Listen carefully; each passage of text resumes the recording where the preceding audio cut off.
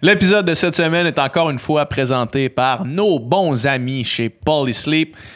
Dom, c'est quand la dernière fois que tu as changé ton matelas? Ça fait tellement longtemps que je m'en souviens pas. Ça veut dire que ça fait trop longtemps, j'imagine. Sans doute. Si vous expérimentez des courbatures au matin, que ce soit dans le cou, dans le dos, si vous avez de la difficulté aussi à dormir à deux, parce que ton matelas, il fait il fait une cuve. Ah oui, hein? Puis là, ça t'amène vers l'autre personne. Un vortex. Ça fait un genre de vortex au centre. Là. Ouais, un trou noir. Ben ça veut dire qu'il est temps de changer votre matelas. Moi, je sais que dernièrement, j'ai changé mon matelas, en fait, puis ça fait toute la différence. Les matelas de Polysleep offrent 3 types de matelas, en fait, qui sont adaptés à tous les budgets et à tous les besoins. On vous en a parlé déjà dans d'autres podcasts. Toi, tu as un oreiller Polysleep aussi. J'ai un oreiller Polysleep, je l'adore. Puis je devrais certainement investir dans un matelas Polysleep. Pourquoi? Parce que je dors à toutes les nuits. À toutes les nuits, je dors puis j'utilise un matelas. C'est beaucoup d'heures dans ma vie. C'est genre le tiers de ma vie que je passe sur mon matelas. Donc, pourquoi pas avoir le meilleur matelas possible? Tout à fait, tout à fait. Leurs oreillers, by the way, tu peux les customiser selon tes besoins. Tu sais, ils arrivent d'une certaine façon, tu peux les enlever. Je sais que toi, tu as modifié un petit peu ton oreiller. Là. Il y en a qui aiment ça épais, il y en a qui aiment ça bien mince. Chacun ses préférences. Chacun de ses préférences. Tous leurs matelas ont évidemment la mousse antimicrobienne, comme vous a déjà parlé, qui s'assure que vous n'ayez pas d'acariens et de microbes qui s'accumulent dans vos matelas. On a un code promo pour vous autres qui est le N sans filtre S25 pour 25% de rabais sur tout, excepté les sommiers. Puis cette offre-là, est valide jusqu'au 7 décembre. Hey, on est en décembre, on est à Noël. Temps parfait pour s'offrir un petit cadeau. Polysleep. Oh yeah, baby. Aujourd'hui, le podcast est commandité par Jufray PH. Parle-moi de Jufray. C'est ça qui se passe quand tu dis que tu vas commencer. All right. Jufray, c'est une compagnie québécoise qui vous offre les jus les plus frais. C'est pas la première fois qu'on en parle, mais c'est parce que c'est comme ça qu'on les aime. Jufray, ils font vos jus la veille, ils vous les livrent le lendemain. Si vous êtes dans les environs de Montréal, c'est un flat rate de 3$ pour une livraison le lendemain, donc il n'y a pas plus frais que ça. Si vous êtes à l'extérieur de Montréal, c'est le prix de Post Canada. Puis c'est expédié évidemment la journée même. Donc, vous pouvez pas avoir des jus plus frais que ça. Moi, je suis tombé en amour littéralement avec Jufray. Puis là, pour décembre, ils ont lancé un nouveau jus qu'on tient devant nous ici, si vous nous regardez en vidéo. C'est un jus au canneberge, à la menthe et à la lime. Donc, un jus du temps des fêtes. Puis, Doom, vas-y, moi, je l'ai déjà goûté. J'ai tripé, Doom. C'est un intéressant mélange de saveurs. J'ai hâte de voir. Ouais, vas-y. Qu'est-ce que ça goûte sur le palais?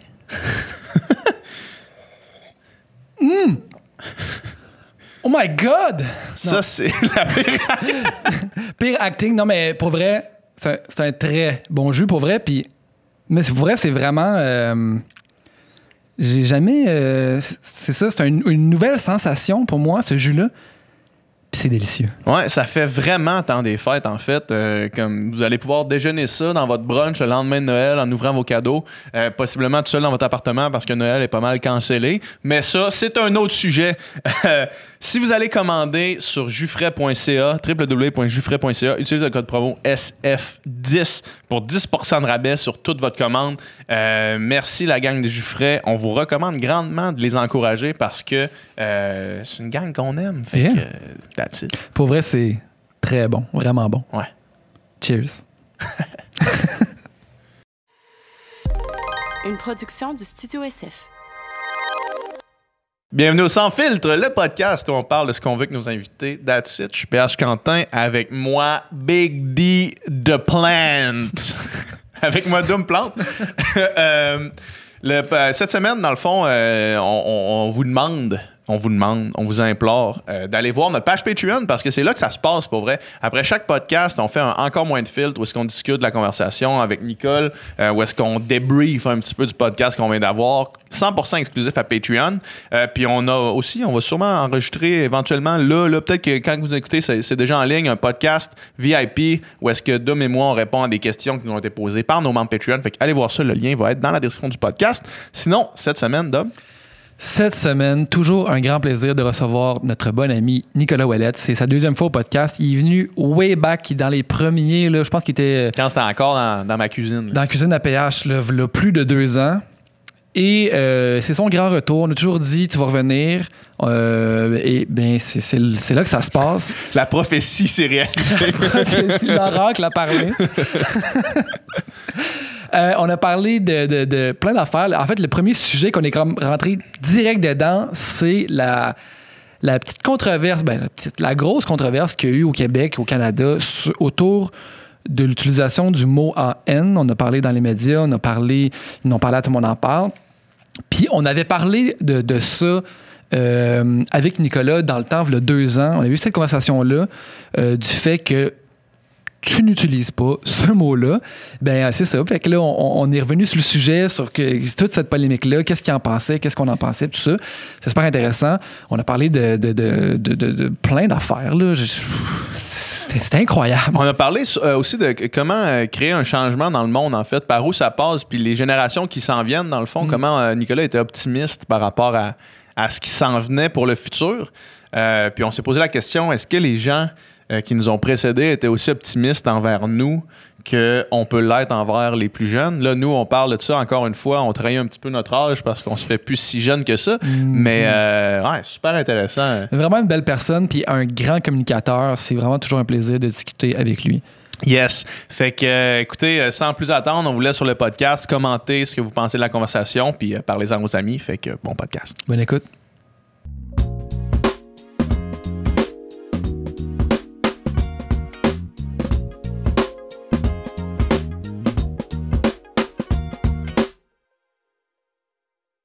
Nick, merci d'être là. Je suis content d'être là, de revenir vous voir. C'est la première fois que je viens. Ouais, ça a changé. Ça a changé un petit peu de l'appartement où j'étais la dernière fois. Ça.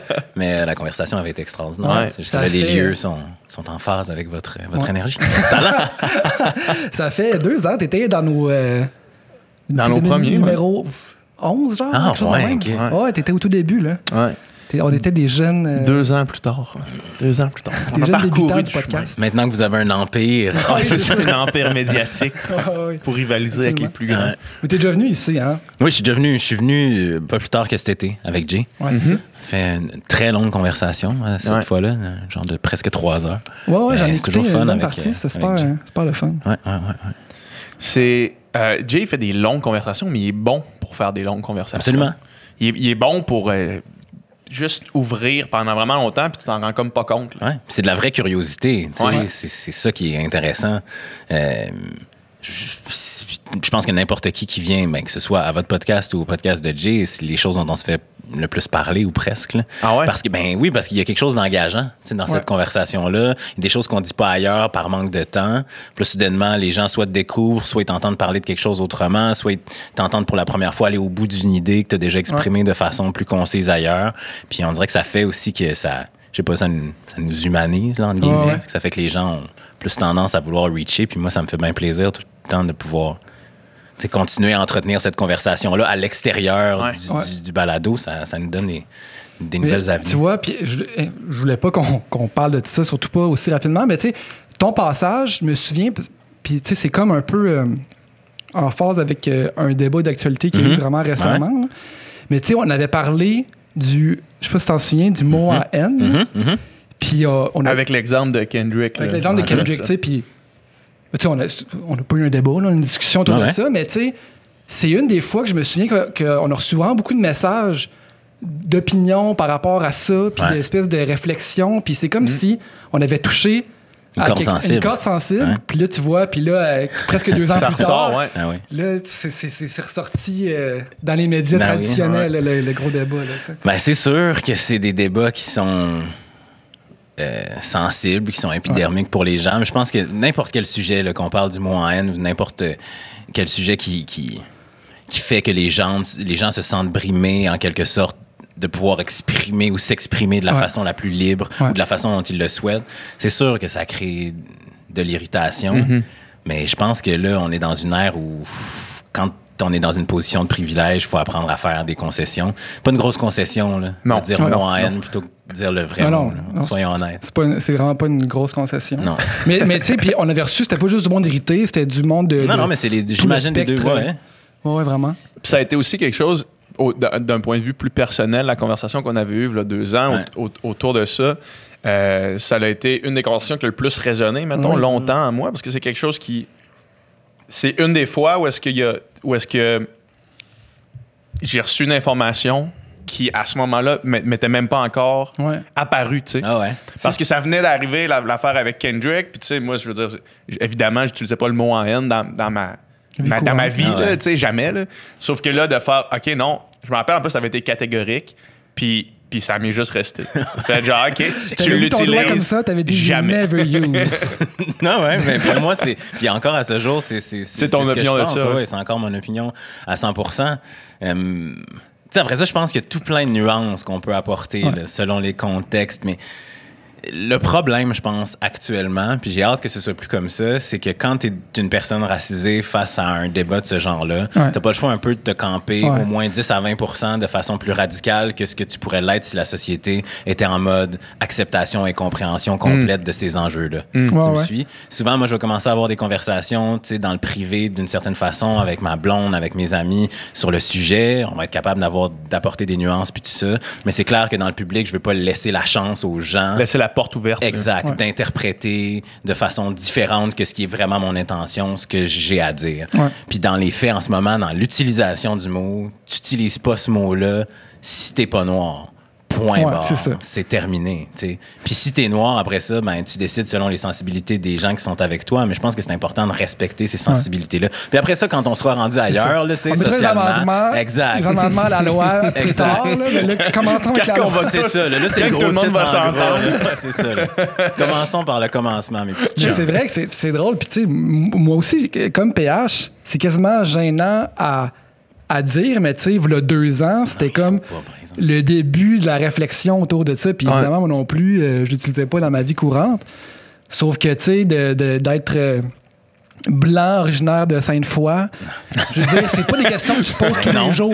Non, mais je suis noir, originaire de Sainte-Foy, puis c'est pas des questions que je me posais tous les jours. Je sache que j'arrive dans un milieu où je suis forcé, j'ai été forcé de me poser ces questions-là. Puis moi, je le dis tout le temps, là, c'est comme les 76ers, le trust the process aussi. Là, c'est pas vrai que du jour 1 où tu entends parler d'un enjeu, il faut que tu le comprennes à 100%, puis que ton thought process soit rendu à l'endroit où il doit être. Faut par exemple que tu acceptes qu'il y a une introspection à vivre, puis que justement, il y a un chemin à parcourir. Il faut que tu reconnaisses qu'il y a ce chemin-là à parcourir. Moi, ce qui me gosse, c'est souvent les gens qui, dès qu'ils vont entendre parler d'un enjeu, vont se camper dans une position, puis vont plus pouvoir être ouverts à la discussion à partir de ce moment-là. Ça, c'est problématique pour moi. Mais le fait qu'on se dise, hey, moi, en 2016, je pensais comme ça, puis aujourd'hui, en 2020, 2021, je pense comme ci, puis il y a un chemin, un 180 ou un 270 que j'ai fait par rapport à ce que je pensais au début. 270, c'est que t'es revenu un petit peu vers toi. Là, non, ce que je veux dire, c'est que, tu sais, mettons, t'as fait un c'est rendu, là, c'est les gars, tu comprends ce que je veux dire? Encore un petit peu ce que je veux plus dire, là, c'est que t'as fait un bon gros tour solide. Là. Ça me dérange pas, il y a pas de problème. Là. Il faut, on est des humains, on évolue, notre pensée change, notre pensée... Tant que ça va dans la bonne direction, là, évidemment, mais je pense qu'il faut accepter ça. Est-ce que ça t'irrite d'être forcé? Que j'imagine que cette conversation-là, tu l'as souvent. Ouais. Est-ce que ça parce que t'es forcé là, de l'avoir pratiquement, là, parce que les gens doivent t'en parler. Genre, tu viens ici, puis on commence là-dessus. Ça fait 5 minutes qu'on a commencé, puis on parle de ça, mais ça t'irait dessus d'être comme traîné dans un débat que peut-être que des fois, ça te tente même pas de participer à? Moi, je comprends que certaines personnes militantes, racisées, soient irritées parce qu'ils portent ces conversations-là depuis très longtemps dans leur vie, puis qu'ils ont l'impression que c'est un combat qui ont commencé au jour 0 de leur vie jusqu'à l'âge où ils sont rendus. Moi, l'affaire, c'est qu'il y a eu un long moment de ma vie où c'était pas des enjeux sur lesquels je me positionnais ou même auxquels je réfléchissais. Tu l'as dit, je viens de Sainte-Foy, je le dis souvent, j'ai grandi, la seule personne noire dans ma vie pendant un long moment, ça a été mon frère puis une couple de gars avec qui je jouais au soccer. Ça a été ça. Fait que ma réflexion autour de ces enjeux-là, elle s'est amorcée plus à l'âge adulte. Fait à ce jour, non, je suis pas encore tanné d'en parler. Parce que je comprends d'où les gens viennent quand ils se disent qu'ils n'ont pas encore réfléchi à ces enjeux-là, parce que j'étais cette personne-là à un certain moment. Puis 2, parce que je pense que c'est important qu'on ait des traits d'union, puis qu'il y ait des gens, justement, qui prennent le relais de la conversation, puis du combat, puis de la nuance, puis je sais pas trop. Fait que non, je suis pas irrité. Je suis pas encore irrité. Peut-être qu'on va se reparler dans 10 ans, je vais être comme... dans 2 ans plus tard, qu'est-ce que ça parler, mais pour l'instant, non, je suis pas tanné. Il y a quelque chose, hier, Adib, tout le monde en parle, qui a adressé le sujet un peu, puis au final, là, une fois que tu bouilles ça jusqu'à sa plus simple expression, là, si quelqu'un dit « Quand tu dis ça, je me sens pas bien c'est assez. Tu sais, c'est assez, mettons, là. Puis après ça, je fais un petit flashback quand... tout le monde en parle encore. Il avait traité du sujet. Il avait invité Webster, entre autres, là, il y a 2 semaines ou 3 semaines. Ricardo Lamour, Émilie Nicolas, puis Vanessa Destinée. Ouais. Puis ça commence en disant, moi, ça me fait ça me rend triste, ça me fait de la peine quand j'entends ce mot-là. Puis après ça, l'espèce de joute verbale où est-ce que Guilla, il décide de le dire quasiment, on dirait, le plus souvent possible, en nommant tous les livres qui ont le mot « N » dans le titre. Sur le plateau, alors qu'il vient juste de te dire. Moi, quand j'entends ça, je me sens de même. Fait que moi, j'ai l'impression que quand tu boil down ce débat-là à sa plus simple expression, là, c'est ce mot-là. Je veux dire, c'est ça aussi dans n'importe quelle situation contentieuse dans laquelle tu vas te retrouver. Tu sais. Mettons que des fois, là, puis moi, tu vois, c'est ma blonde qui m'a dit ça à un moment donné, puis ça m'a vraiment fait réfléchir. Je sais pas trop, il y avait un enjeu, une chicane entre 2 amis, machin, puis il y en a un qui a dit à l'autre, tu sais, peu importe ce que tu as voulu dire, la façon dont tu l'as dit, ça m'a blessé. Fait que peu importe si ton intention n'était pas de me blesser, la résultante est que je suis blessé. Ma blonde m'avait dit, la première chose à faire quand tu es la personne qui est celle qui a blessé l'autre, c'est juste de faire, hey, pour vrai, je m'excuse, je suis désolé, je vais faire attention la prochaine fois. Si tu veux qu'on s'en reparle, on s'en reparlera, puis on s'expliquera ce qui s'est passé, puis je te donnerai mon point de vue. Puis le fait de dire juste « Hey, je m'excuse, on en parlera quand tu seras prêt », souvent, ça va créer l'ouverture, puis ça va faire que la personne va faire « OK, tu sais, ouvrons la conversation, ayons un dialogue. » Mais il peut pas y avoir de dialogue quand tu es la personne en position de blessé ou en position de privilège, puis que tu fais « Non, mais tu comprends pas, là, ce que tu vis, c'est pas valide. Moi, par exemple, ce que tu vis, je le comprends, puis je veux t'expliquer pourquoi tu le vis, puis comment tu devrais le vivre. » Pas de dialogue. La personne, elle va juste se tourner, se boucher les oreilles, puis elle va faire, pas vrai. Ça devrait pas ça te heurte, mais ça devrait pas t'heurter, tu sais. Non, mais c'est pas à l'autre. C'est pas à toi de décider. C'est pas à toi d'être témoin de mon émotion. Là. C'est moi qui la vis. Après ça, es-tu valide ou est pas valide? Je le sais pas, mais là, je la vis. Et mon émotion est réelle malgré tout, tu comprends? Ironiquement, dans tout ce débat-là, on n'a jamais autant entendu ce mot-là. Exact. C'est ça, là. Prononcé souvent par des personnes blanches. Fait que, tu sais, mais c'est ça, tu sais, puis...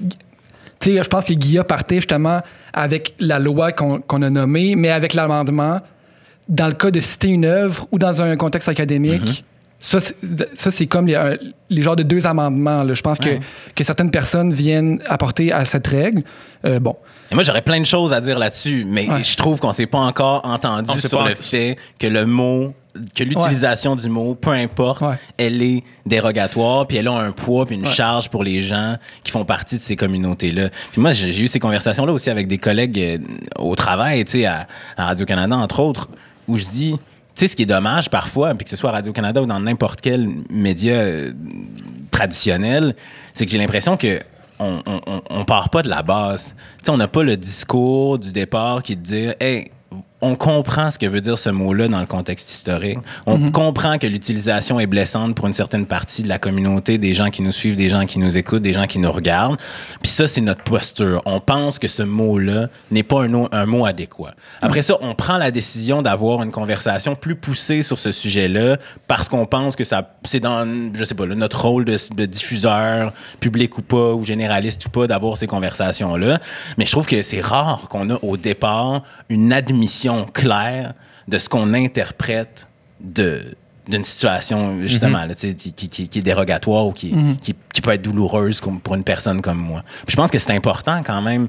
Je sais qu'il y a toute l'éthique des médias, puis je sais qu'il y a toute l'idée de l'objectivité, puis tout ça, mais je pense que juste d'admettre qu'un mot puisse blesser, puis avoir une charge, puis prendre position par rapport à cette charge-là, puis à ce mot-là, puis à certains contextes où on refuse que son utilisation soit faite, je pense que ça pourrait être bon, puis ça pourrait être porteur. Puis encore une fois, c'est comme ça que commencent les conversations.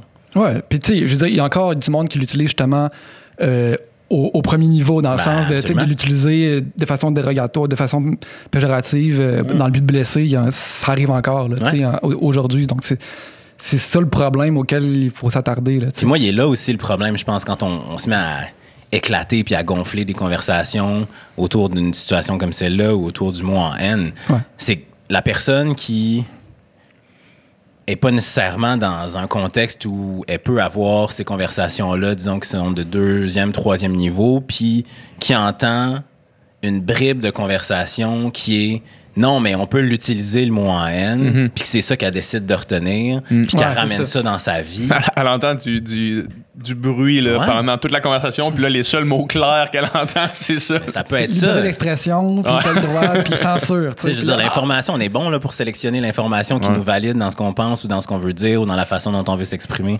Fait que moi, c'est ça ma crainte. Tout ça pour dire, là, résumons. Pour moi, résumer ce grand débat-là, c'est simple. Là. On l'utilise pas, ce mot-là. C'est pas un gros sacrifice, là, les amis. Là. Exact. Pour venir, justement, à Guilla qui emploie le mot, là, puis je veux dire, Ricardo Lamour qui était là, justement, il a lui-même porté plainte, parce que Simon Jourdouin le dit à répétition dans une émission à Radio-Canada. Donc, puis là, Guilla fait précisément ça, puis probablement qu'il voulait un petit peu faire un statement en le faisant. Probablement. Mais la question qu'il aurait dû poser, c'est si je cite, si on parle d'une œuvre et je dis son titre, est-ce que ça vous heurte? C'est ça la question qui n'a pas été posée. Mais en fait, il l'a semi-posé, si je ne m'abuse, à Webster. Puis Webster a comme un peu dit oui, dans un contexte. Puis là, je veux pas mal le citer ou le paraphraser de façon, de mauvaise façon, là, mais j'ai l'impression que lui, ce qu'il a dit, c'est oui, là, peut-être que dans un contexte universitaire ou dans un contexte professionnel, pas professionnel, mais dans un contexte universitaire ou éducatif, quand on cite une œuvre, on peut l'utiliser, mais c'est pas ça le débat. C'est un peu tout le temps ça. C'est un peu tout le temps de ramener le débat à oui, mais là, est-ce qu'on peut parler du mot lui-même plutôt que des situations précises et spécifiques où on pourrait ou pas pouvoir l'utiliser? C'est ça quand même l'événement qui a été l'élément déclencheur. Tu sais, je veux dire, puis moi, l'événement, comment dire, je peux dire... Je disais je m'en fous, mais tu sais, je veux dire que moi, je m'en fous ou non. Je veux dire, c'est pas ma place. Là. Mais c'est la conversation qui est importante là, autour de... les conversations qui en découlent de cet événement-là. Mais c'est qu'il faut que tu arrives dans cette conversation-là aussi avec une prérogative honnête. C'est-à-dire, d'avoir cette conversation-là avec des personnes noires, ça aide. Puis deux, de pas toujours mettre la personne noire dans une position où elle doit se défendre, où elle doit, je sais pas comment dire ça, se battre contre ta vision privilégiée de la liberté d'expression. Puis on a beaucoup vu ça durant les moments où ce débat-là s'est passé. Soit on voyait que des personnes blanches en parler, puis là, amener, gonfler la situation, puis prendre des exemples spécifiques sans considérer le bas mot de l'histoire, ou bien tu avais des femmes comme Vanessa Destinée qui arrivaient au téléjournal puis qui, tu sentais, devaient convaincre de la validité de ce qu'elle vivait. Puis heureusement, elle l'a fait de façon admirable. Mais je pense que, tantôt on parlait de fatigue, je pense que c'est ça aussi qui fatigue les gens qui sont militants et militantes. C'est qu'à un moment donné, quand tu es toujours en position de te défendre, puis toujours en position de te faire prendre en défaut ou de te faire remettre qu'on remette en cause chaque petite partie spécifique de ton discours, ça doit venir te jouer dans la tête de façon démente. C'est le plus vieux truc, de prendre d'un mouvement, trouver l'aberration, la chose que tu juges qui dépasse pour après ça questionner ou invalider toute une revendication. C'est le plus vieux truc, puis on le voit dans tous les mouvements sociaux. Que ce soit peu importe quoi, c'est tout le temps ça qui est utilisé. 100%. Nombre de fois que je me suis fait parler, en parlant de véganisme, le nombre de fois que je me suis fait parler des Inuits qui avaient juste des phoques pour se nourrir. Là, c'est comme, pourquoi tu me parles de ça? C'est quoi le rapport? T'es-tu un Inuit en ce moment qui a juste des phoques pour se nourrir? C'est ça le point, là, tu sais? C'est sûr que de l'argumentaire spécifique, je veux dire, ça a eu ses vertus là, en termes de rhétorique, mais je pense que quand on parle d'enjeux qui affectent des êtres humains puis de l'évolution, je sais pas, d'une société ou d'un mode de vie, je sais pas, ça n'a peut-être pas sa place. J'ai l'impression, puis c'est vraiment aucunement fondé, là, puis je suis pas anthropologue, là, mais j'ai l'impression que c'est relativement un nouveau phénomène de mettre le ressenti et l'émotion au pied d'égalité avec la raison. Je sais pas si tu vois ce que je veux dire. Tu sais, qu'on dirait que de dire « ça me blesse », où je pense qu'on doit le tenir en compte, absolument. Sauf que, tu sais, mettons... que ça devienne... que la civilisation ait comme été fondée sur la rationalité, mettons, là, tu sais, depuis les Grecs, là, tu sais. Non, mais... Oh, ouais, non, ouais. Puis, sur la rhétorique, là, puis la... C'est ça, puis on dirait que ça me blesse. C'est presque nouveau que c'est un argument qui est valide, puis qui est entendu, puis c'est pas encore entendu et accepté par tous. Ouais, je pense que c'est peut-être la réaction première à... Tu sais, je pense qu'on est tous comme ça, là, en tant qu'être humain. On va se mettre dans une position défensive rapidement quand on se fait faire un reproche, tu sais, ou quand on est confronté à des émotions négatives qu'on a suscitées chez quelqu'un d'autre. Mm-hmm. Je pense que souvent, la réaction à ça me blesse, c'est « Oui, mais c'est pas ça que je voulais dire. Tu sais, tu me comprends mal, un peu comme ce que je disais tantôt. Alors que... Puis ça ferait de nous globalement des meilleurs êtres humains si on était juste capable de valider l'émotion de l'autre, d'accepter qu'on soit peut-être même pas d'accord avec cette émotion-là, mais qu'on puisse faire « Hey, je comprends ce que tu vis, valider cette émotion-là. » Puis après ça, d'avoir une conversation. Je te dis, valider l'émotion, le sentiment, le ressenti de l'autre, c'est si on est deux personnes saines, le point de départ d'une conversation rationnelle.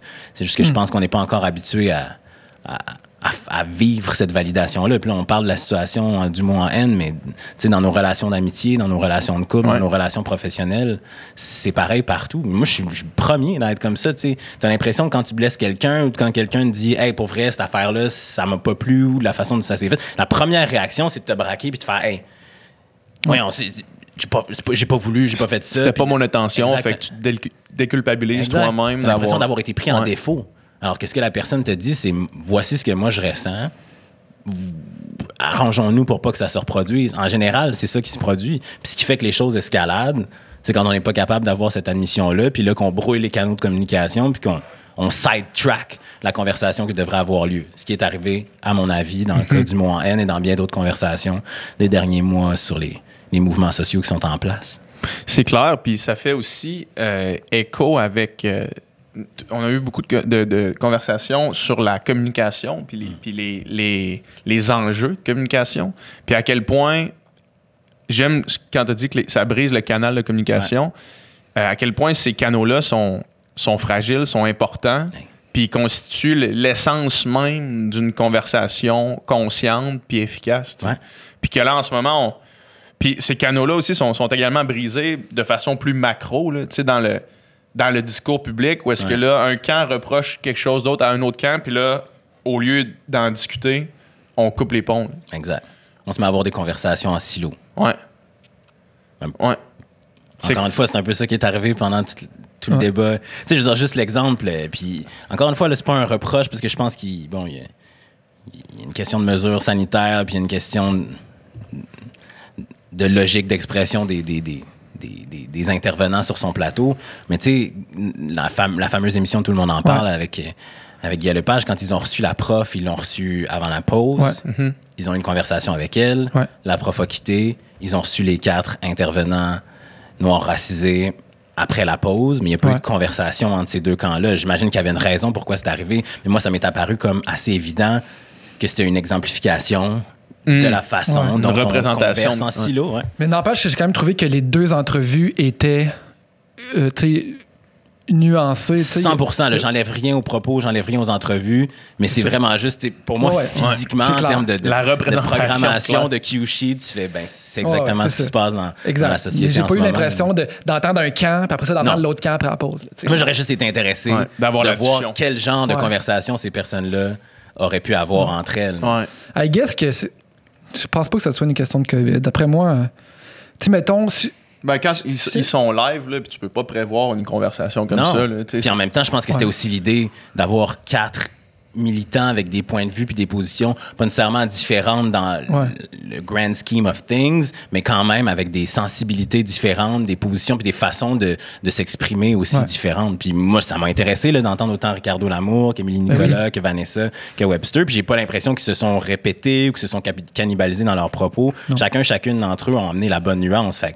C'est ça, puis c'est important aussi. C'est pas une pensée unique. Là, mais non, oui, c'est ça. Ça aussi, là, ça c'est une affaire. Là, quand tu reçois le... Puis là, je veux pas dire à personne de pas me texter sur ces affaires-là. Là, au contraire, je suis une personne ouverte.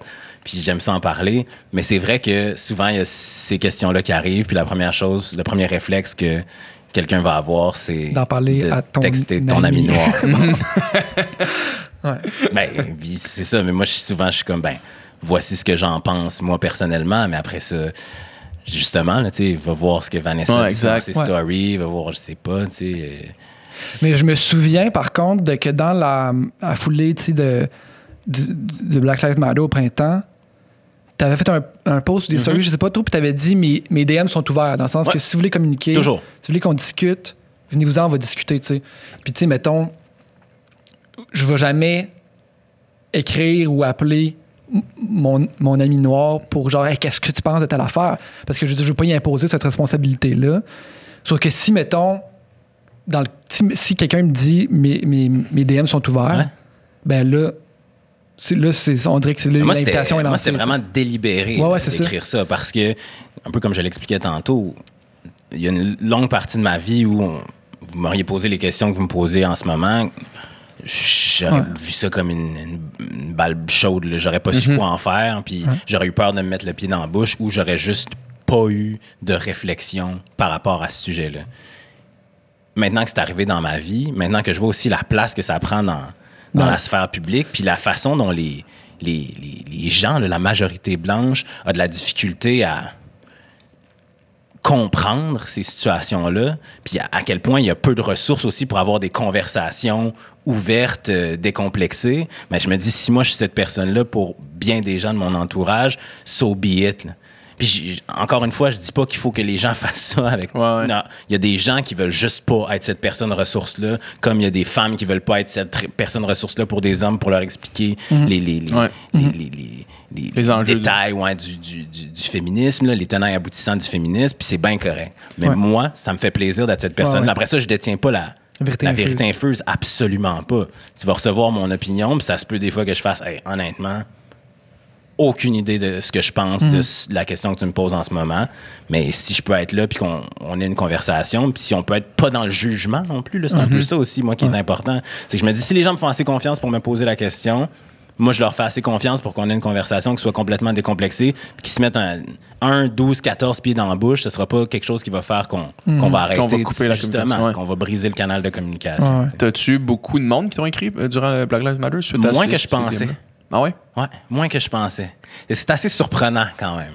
C'est assez surprenant, je trouve, parce que tu sais, l'ère des réseaux sociaux, là, puis l'activisme de performance, moi, je l'ai beaucoup ressenti pendant ce mouvement-là. L'activisme de performance? Quand c'est paraître, c'est ce que tu veux dire. Tu sais, des gens là, que je suis, qui me suivent, que je connais dans la vie, qui vont publier de nombreuses stories, des publications fixes sur leur Instagram, des messages sur leurs réseaux sociaux, machin, mais qui vont jamais avoir la conversation avec toi. Après ça, je me dis peut-être qu'ils l'ont avec d'autres personnes et que ça leur suffit. Mais ça m'a quand même surpris, ça, qu'il n'y ait pas plus de conversations qui soient abordées. Mais comment déceler qu'un activisme est un activisme de performance? Comment le savoir? Ben, après ça, c'est pour moi, là, c'est une question de cohérence. Est-ce que c'est cohérent avec le message que tu avais sur tes plateformes avant le jour où c'est devenu hype de publier un carré noir? Est-ce que ce message-là perdure aussi après le moment où tu as décidé pendant 2-3 jours d'être de parler de un ça. ou une activiste, puis d'en parler à tort et à travers? Puis c'est quoi ton action concrète par rapport à ces enjeux-là? Je pense que là, il y a comme certains éléments. Après c'est ça, là qu'on a perdu de momentum pas mal. Tu as répondu à la question. Là, comment déceler, je pense que tu as très bien répondu. Je pense qu'il y a des nuances aussi. Je veux dire, tu sais, moi, je suis personnellement, je suis pas tous les jours en train de faire tu sais, mon point en l'air, machin, mais il y a aussi beaucoup des actions que je pose qui sont zéro public. Ouais, t'adresseras jamais ça. Zéro une barre. Ouais, c'est ça. Il y a des affaires que je fais pour moi, il y a des... Pas besoin. Moi, personnellement, je sens pas le besoin d'en parler. Si quelqu'un me pose la question, si vous me posez la question, on va en parler, ça me fait plaisir. Quand je sens que je peux servir à la conversation, je vais le faire à 100%. Mais n'empêche que, tu sais, mettons, le educate yourself, tu sais, on l'a beaucoup entendu dans le sens que, puis évidemment, il faut faire sa propre recherche personnelle, puis l'information est disponible, tu sais, l'information historique, l'information, tu sais, il y a combien de podcasts, combien de choses que tu peux écouter pour en apprendre davantage sans avoir à prendre le précieux temps de tes amis autour de toi. Là, tu sais. Fait que peut-être que ça explique aussi le peu nombre de DM que tu as reçus parce que il était quand même présent, ce message-là de c'est pas la responsabilité de ton ami, c'est ta responsabilité à toi de chercher l'information. 100%. Puis après ça, je sais pas comment dire ça m'a pas heurté là, que les gens viennent pas me parler, mais j'ai été surpris parce que je me suis dit crime puff, tu sais, il me semble que les gens ont beaucoup de choses à dire en ce moment en stories, puis là, on n'a pas de conversation, mais c'est peut-être moi aussi qui aurais dû être l'instigateur de ces conversations-là si je tenais vraiment à les avoir, je sais pas. Quand le mouvement Black Lives Matter est arrivé, tu sais, suite à la mort de George Floyd, est-ce que tu as été optimiste par rapport à un changement qui allait arriver? Puis après ça, mettons qu'on se replace aujourd'hui, est-ce que tu crois que ça a eu l'impact que tu pensais que ça allait avoir, mettons? Ou bien est-ce qu'on est revenu trop rapidement dans le passer à autre chose? Tu sais? Hey, c'est une question à laquelle c'est dur de répondre parce que pour moi, personnellement, ça a changé quelque chose, puis ça s'est à la fois inscrit dans un cheminement amorcé depuis plus grand quelques temps. Puis là, je suis pas un spécialiste, là, mais je pense que, par exemple, aux États-Unis, oui, ça va avoir changé quelque chose. Oui, je pense que là, il s'est mis à avoir une vraie réflexion sur la fonction de la police puis sur la fonction d'autres institutions qui peuvent travailler en marge ou en collaboration avec la police pour éviter que ce genre de situation-là arrive. Ça a-tu changé quelque chose? Je le sais pas. Et c'est bien plate. Tu le sens pas. Tu le sens pas qu'il y a. C'est parce que tu le sentirais peut-être si ça allait dans l'autre sens. S'il y a quelque chose qui avait changé réellement, on le sentirait sûrement plus. Moi, c'est le feeling que j'ai, on dirait. J'ai le feeling que ça l'a. Possiblement que ça a contribué à l'élection de Joe Biden. Possiblement. Ouais, OK. Possiblement. Difficile à dire. Mais, mettons, moi, à part ça, au quotidien, on dirait que j'ai de la misère à voir vraiment les impacts. Je pense qu'au Québec, puis tu me corrigeras si je me trompe, mais je pense que là, on est plus sensible qu'on n'a jamais été à la représentativité dans les médias.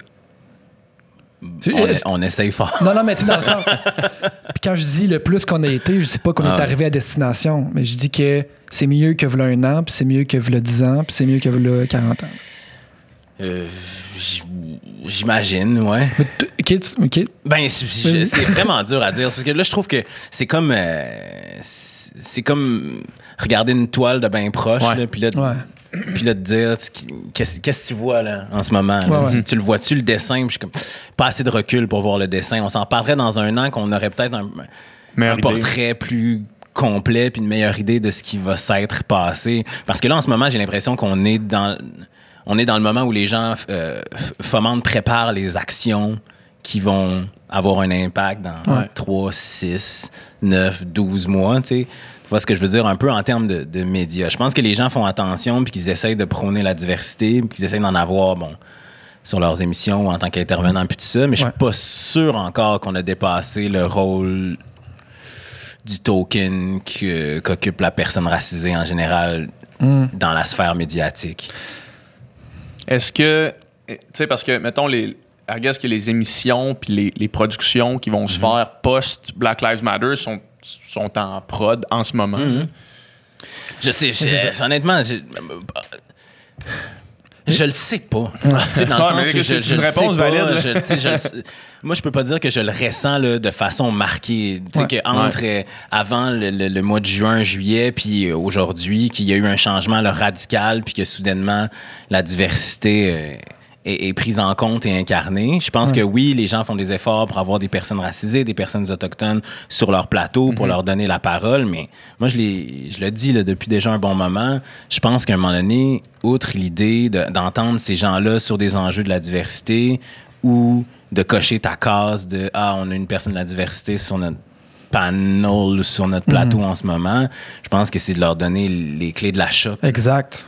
Donnez-nous les clés de la shop, là, donnez-nous juste une opportunité de se retrouver entre personnes racisées, pour ne pas parler nécessairement de diversité de ces enjeux-là, mais pour créer du contenu qui va juste donner une nouvelle perspective. Parce qu'on peut parler des mêmes enjeux dont ils vont parler à Bonsoir, Bonsoir, ou à Tout le monde en parle, ou à Ça finit bien la semaine, que j'écoute pas nécessairement, là, ou à Deux filles le matin.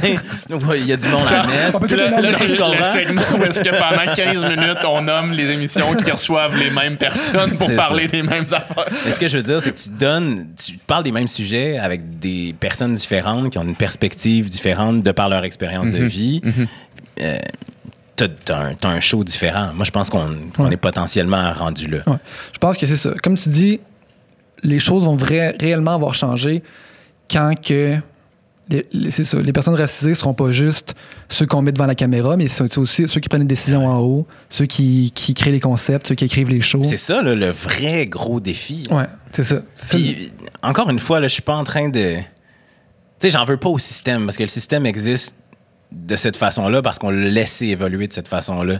Mais c'est ça, là, moi, qui me fascine, c'est de me dire, hey, avant que, je sais pas moi, le directeur ou la directrice de la programmation, je sais même pas si ça s'appelle comme ça, là, de Radio Cannes soit une personne racisée, c'est quand? Ouais. Mais je sais pas, là, c'est peut-être l'année prochaine, tu me suis, tu sais. Puis après ça, je dis ça, tu sais, c'est Danny Meloul qui est à la tête de Radio-Canada, fait que, ouais, c'est une personne, j'imagine. Je sais pas c'est qui. Racisée. Anyway, je m'égare, mais ce que je veux dire, c'est que je pense qu'avant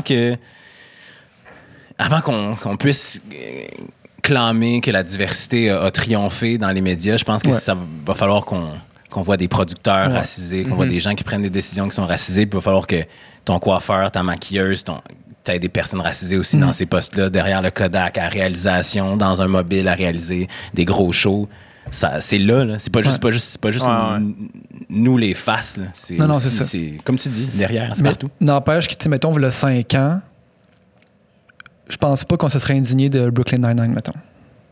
Non. Mais sûrement pas, effectivement. Fait que là, tu sais, aujourd'hui, ça passe plus inaperçu si tu fais aucun effort, mettons. Puis 100%. C'est ça. C'est clair. Vas-y. Ben, j'allais te demander, mais tu dis, on est encore au niveau du token, mais tu sais, encore une fois, c'est même question que pour l'activité de performance, comment savoir si c'est un réel désir d'inclusion ou juste, il faut cocher une case. Puis toi, quand tu reçois un call, comment tu fais pour départager OK, je suis en train d'être un token ou bien les gens ont vraiment envie de travailler avec Nicolas Ouellette, l'animateur, là, tu sais? Ben, je pense que ça peut être l'un et l'autre. Je pense que c'est ça aussi, là, la réalité. C'est que je pense pas que les gens vont faire appel à des talents en lesquels ils croient pas ou avec qui ils veulent pas travailler. Mais je pense que il peut y avoir un incitatif à nous faire de la place parce qu'on est issu de la diversité, parce qu'on est des personnes racisées, parce qu'on représente un besoin, là, on comble un besoin à mettre à l'écran. Ouais. Mais tu sais, moi, somme toute, si le résultat est le même. Ouais. Moi, je l'ai toujours dit, là, par exemple. Tu sais, je vais aller prendre là, les opportunités. C'est ça, tu refuserais-tu quelque chose si tu sens que t'es un... Ben, si je veux... Mais ça, c'est pour n'importe quoi. Là. Je vais refuser quelque chose que je me sens pas en capacité de faire. Là. C'est sûr que si tu me demandes d'aller danser de la claquette juste parce que tu as besoin d'avoir une personne racisée, je vais être comme je ne peux pas danser la claquette. Si tu me demandes d'aller intervenir sur un sujet ou un autre, ou d'animer ou de collaborer, des choses que je suis capable de faire. Ouais. Voilà. Ouais. C'est comme il y a tellement de choses qui se passent quand tu réfléchis à ça. Mais... Puis ouais, c'est parce que pour répondre à ta question, comment tu sais que tu as un token? Tu le sais jamais, en fait. Ouais. Mais souvent, tu peux t'en douter quand tu poses la question à quelqu'un qui est en haut de toi dans la hiérarchie, puis que la réponse est évasive ou vaseuse. Puis c'est pas grave. Là. Ouais. Moi, c'est juste qu'il y a des fois, puis c'est des conversations que j'ai eues avec d'autres personnes racisées qui font ce métier-là, c'est juste qu'il y a des fois, juste pour notre gouverne à nous, on aimerait ça le savoir.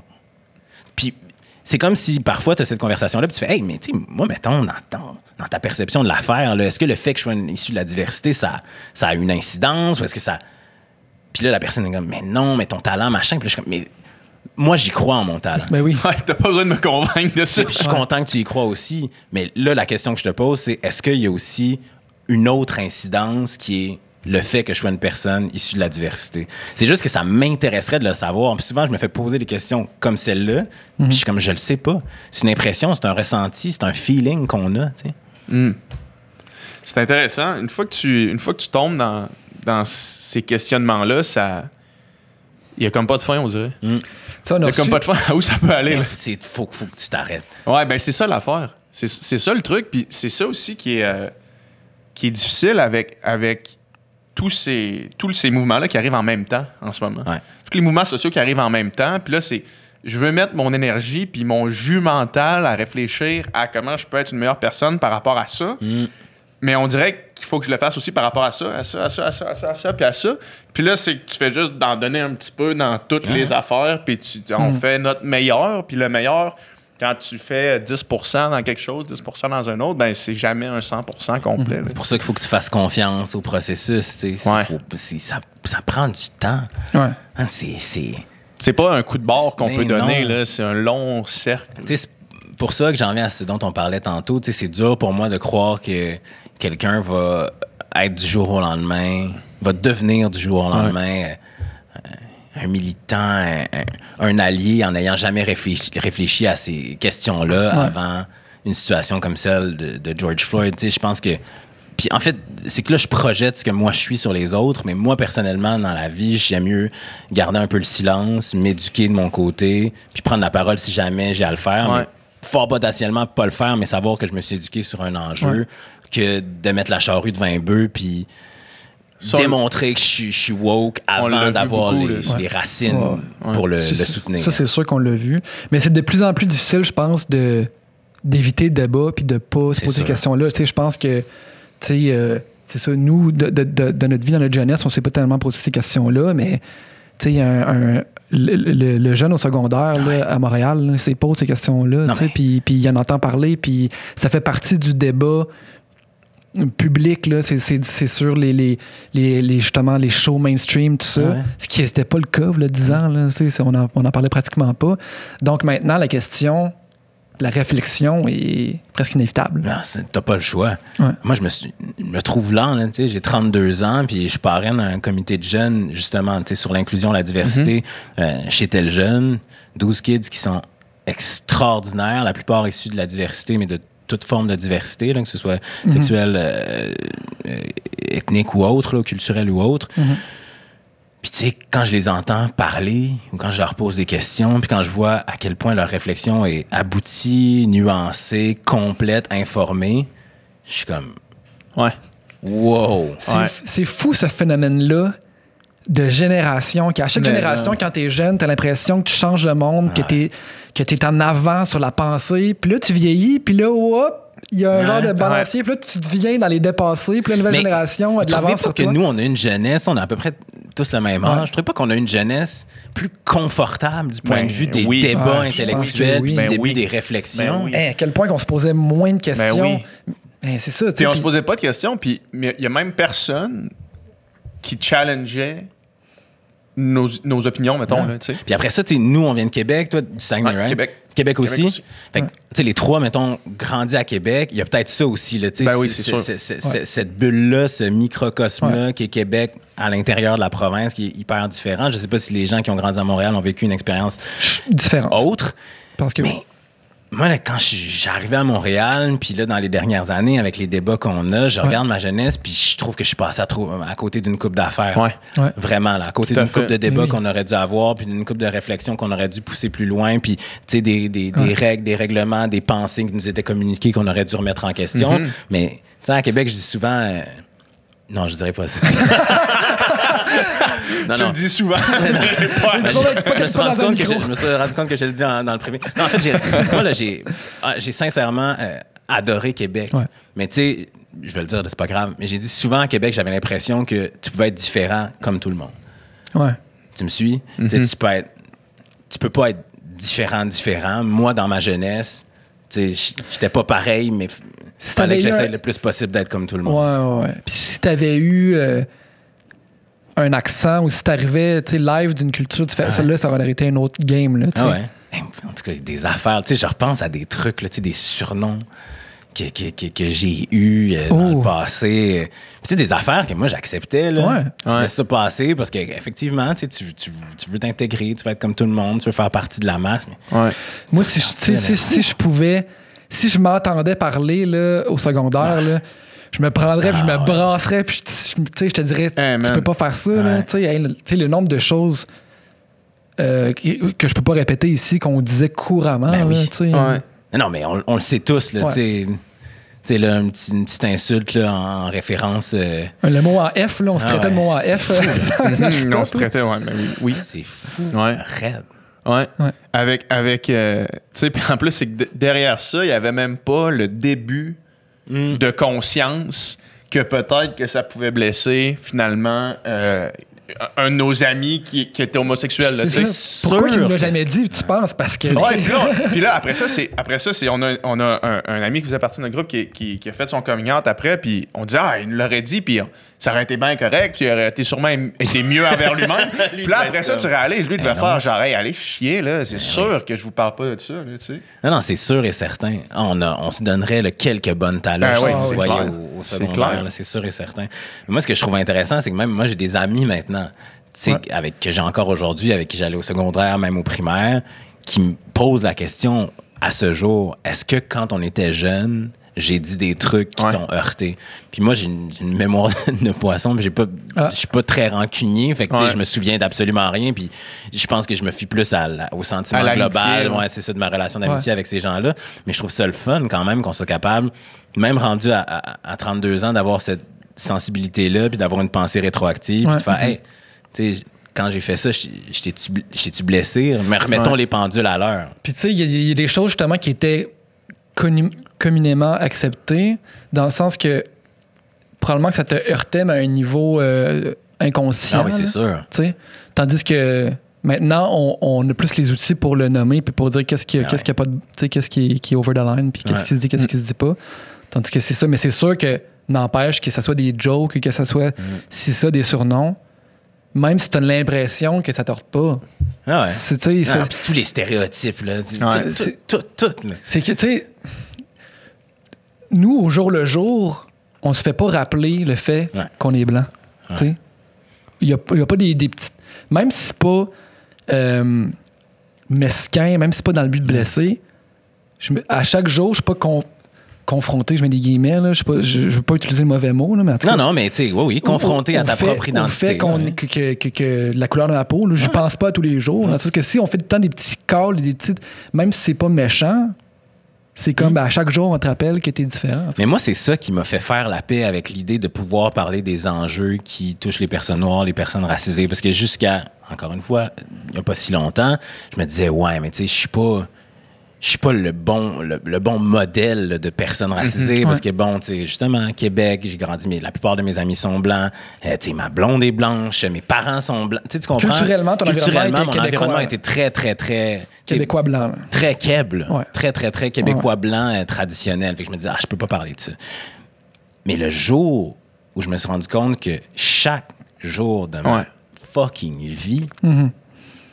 je me dis que je suis une personne noire, ou la vie ou la société me rappelle que je suis une personne noire, j'ai fait fuck that, que j'ai un accent québécois, ou que je sois né à Dakar ou à l'hôpital Saint-Sacrement à Québec, ou que mes amis soient blancs, qu'ils soient arabes, asiatiques ou noirs, who cares? Mon expérience de vie est principalement définie par le fait que je suis une personne noire. C'est sûr. Tout.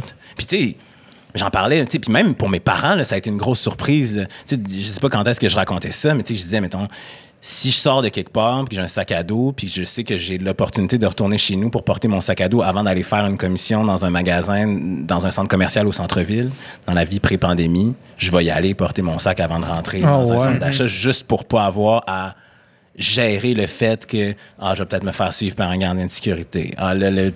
Quelqu'un qui va me regarder croche. Non. Alors que moi, je le sais que je suis une personne honnête. Ouais. Mais ça là, ce genre d'incident-là, tous les jours de ta vie ou presque. C'est quand la dernière fois que tu t'es dit que tu allais porter ton sac à dos à la maison avant d'aller au centre d'achat, avant d'aller à la place lourde? Jamais. C'est ça. C'est ça. Fait que même si on a grandi dans des milieux presque identiques, le même finalement, tu sais, pratiquement. 5 fois à Québec dans les années 2000. Notre expérience de notre jeunesse est complètement différente. Complètement. Ah oui, absolument. T'sais, quand il y a eu tout ce qui s'est passé, vous vous souvenez, en 2003, là, avec le Wolfpack, je me souviens plus du nom de l'opération, mais le fameux proxénétisme C'était pas l'opération Scorpion? Scorpion, je pensais ça. Ouais. Ça a changé mon expérience de vie, là, ça aussi, celle de mon frère aussi. Tu sais, là, sortir d'une pratique de soccer, aller au centre d'achat en joggers puis en survêtement, là, plus trop possible, plus trop agréable. Là. Vraiment pas. Là. Oh, ouais. Les regards, c'est la première fois que j'entends parler de ça. Ben évidemment, parce que là, tu as le Journal de Québec, bang, bang, bang, que des faces de personnes noires, tarata, des criminels, des salauds, des machins. Qu'est-ce que tu penses que ça a comme incidence, justement, sur un kid de, je sais pas, là, j'avais 2003, fait que j'avais 15 ans, 14-15 ans, mon frère en a 18-19. Imagine, là, on rentre dans le centre d'achat, le monde vient d'aller à la halte bouffe de Place-Lô, leur Journal de Québec. Ouais. Ça va pas, là. Les autres, ils font juste des personnes noires, les mains dans le dos avec des menottes, des chars de flics. Puis, tu sais, je veux dire, à un moment donné, tu sors d'une pratique de soccer, t'es pas non plus en petite chemise, puis tout ça. Ouais. Ben, moi, ça a eu une incidence sur ma vie en général. Tu sais, comme là, mettons, j'ai un perfecto, j'ai un hoodie, mais si tu prends des photos de moi, il y a genre 6 ans, là, en chemise comme ça, des petits cardigans, des petits... Parce que moi, j'ai toujours internalisé qu'il fallait que j'aille l'air le plus clean possible pour passer... C'est fou. Toi, man, t'as été pendant une semaine en coton ouaté puis en jogging à l'école. Oui. Partout où est-ce que t'allais?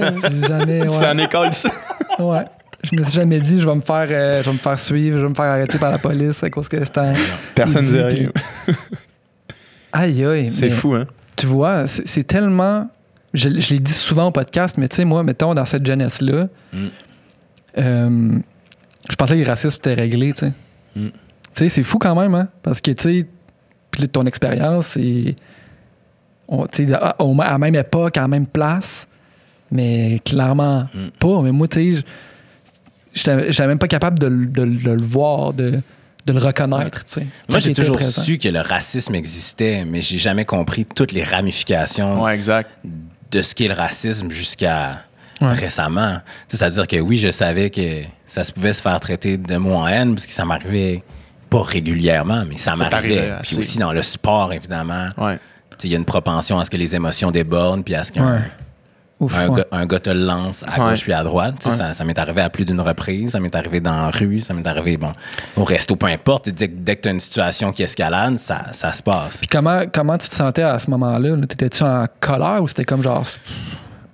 Non, il y a eu beaucoup de colère. Ouais.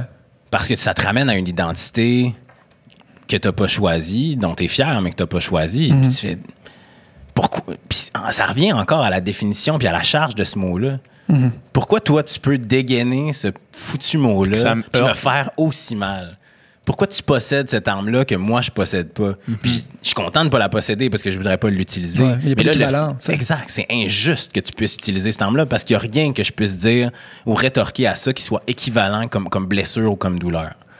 Tu me suis? Fait que ce racisme-là, je savais qu'il existait. Mais après ça, le fameux racisme systémique, la façon dont c'est entortillé dans le système puis dans l'expérience qu'on vit à tous les jours en tant que personne racisée ou personne noire, je l'ai compris au fur et à mesure de mon expérience. Puis aussi, plus tu vieillis, plus tu deviens un adulte, moins tu as des passe-droits d'enfant, plus tu te rends compte que c'est ça, t'es noir.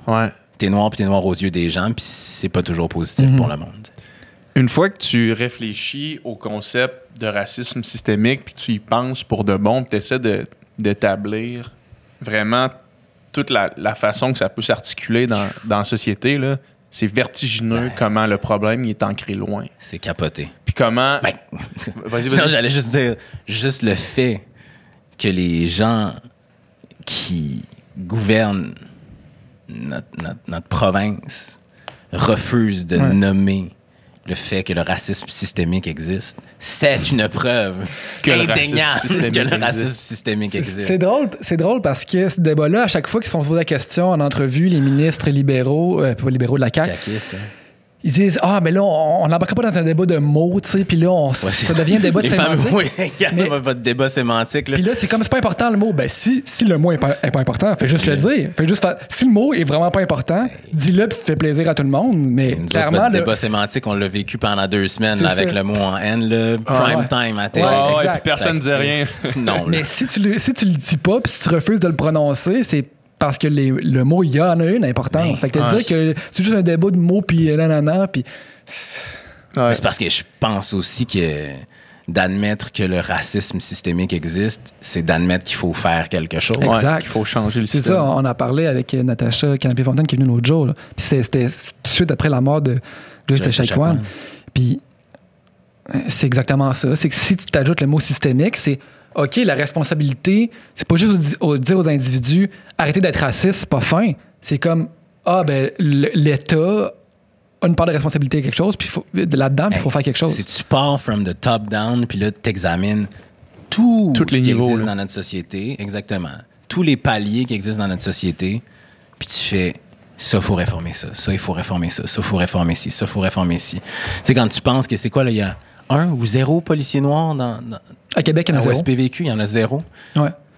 Fait que dans Brooklyn Nine-Nine, il y en a 2 de plus que dans la réalité. C'est vrai. Anyway, fait que, pour moi, c'est ça aussi. C'est qu'à un moment donné, si on refuse de l'admettre que le racisme systémique existe, on retarde le moment où on va vivre dans une société qui est équitable. Qui l'a pas, ouais. C'est vertigineux. C'est ça qui arrive. Puis, en fait, pour juste step back un peu de tout ça, c'est vertigineux en ce moment être un être humain sur la planète. 100%. Puis moi, je dis ça du plus haut de tous mes privilèges. Non, mais attends, là, moi aussi, là, tu comprends, là, on parle de mes enjeux de personnalité, mais à travers tout ça, là, je reste une personne extrêmement privilégiée. Ouais. Mais tu sais, on est tous plus privilégiés que quelqu'un d'autre. On est d'accord. On est d'accord. Ouais. Mais c'est important pour moi qu'on le reconnaisse aussi qu'il y a différents paliers. Après ça, comme je disais tantôt, ça invalide pas le fait que je puisse parler de certains enjeux, mais je suis d'accord avec toi. Je pense que le monde, en ce moment, vit un vertige impossible, mais chacun d'entre nous autour de la table, je suis pas mal prêt à dire qu'on est quand même dans des contextes personnels, professionnels et autres, sociaux, économiques, qui sont relativement stables. Ouais. Puis relativement privilégié. J'ai l'impression, tu sais, mettons, dans ma vie, quand il arrive plusieurs affaires en même temps, plusieurs situations à gérer, des fois, ça semble insurmontable, tu sais, en termes de fardeau mental. Ouais. Puis là, moi, la façon que je suis capable de me sortir de ça, c'est de vraiment compartimentaliser les affaires. Fait que genre, là, je vais régler ce dossier-là. Puis après ça, je vais régler ce dossier-là. Mais on dirait que au niveau de la société, on dirait qu'on ne peut pas se permettre vraiment de régler les affaires une après l'autre, tu sais. Fait que là, tout ça arrive en ce moment, mettons, le Black Lives Matter, les droits des personnes autochtones, après ça, t'as les droits de la communauté LGBTQ+, après ça, t'as la COVID, t'as les gens qui ont plus les moyens de travailler, tout ça, c'est toutes des affaires qui arrivent en même temps. Mais là, on dirait qu'il y a comme une genre de séparation des priorités, là. Au niveau du gouvernement, puis on dirait que moi, dans ma tête, ça fonctionne pas de même. Là, tu sais. Je pense que s'il y a un dénominateur commun à tout ça, c'est le fait qu'on a une propension à avoir une courte vue sur la façon dont on veut régler les enjeux. Tu sais. Ouais. On va mettre beaucoup de bandages au lieu de réparer l'évier. On va mopper le plancher à la place de réparer l'évier. Exact. Ouais. Au lieu de changer le tuyau, là, on va mettre, je sais pas, du silicone canari. On va mettre un seau en dessous qui va se remplir, puis après il va déborder. Ce que je veux dire, c'est que c'est pas vrai là, que c'est la première fois qu'on parle de chacun de ces enjeux-là. Non. C'est juste qu'à chaque fois, on fait le choix d'y appliquer des mesures qui sont souvent cosmétiques, de se dire qu'on a satisfait la grogne pour l'instant, qu'on a satisfait la demande pour l'instant, en attendant la prochaine fois où ça va arriver. C'est juste que là, je pense qu'on en est à un point où on se dit ça ne peut plus fonctionner. T'sais. C'est la dernière fois, c'est la première fois qu'on en parle. Mais est-ce que sais, est-ce qu'on a déjà frappé ce lieu-là, tu sais?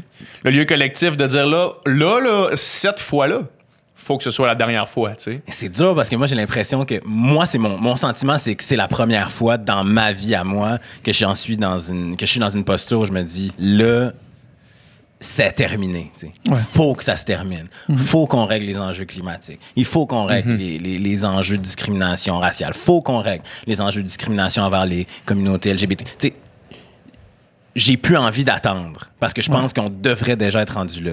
Mais tu sais, c'est sûrement juste parce que j'ai l'âge que j'ai. Parce que tu le vis, là. Parce que j'ai assez d'expérience pour me dire que là, mon écœurantite a plus de bornes. Tu sais. Ça avance clairement pas aussi vite qu'on le voudrait et que ça devrait.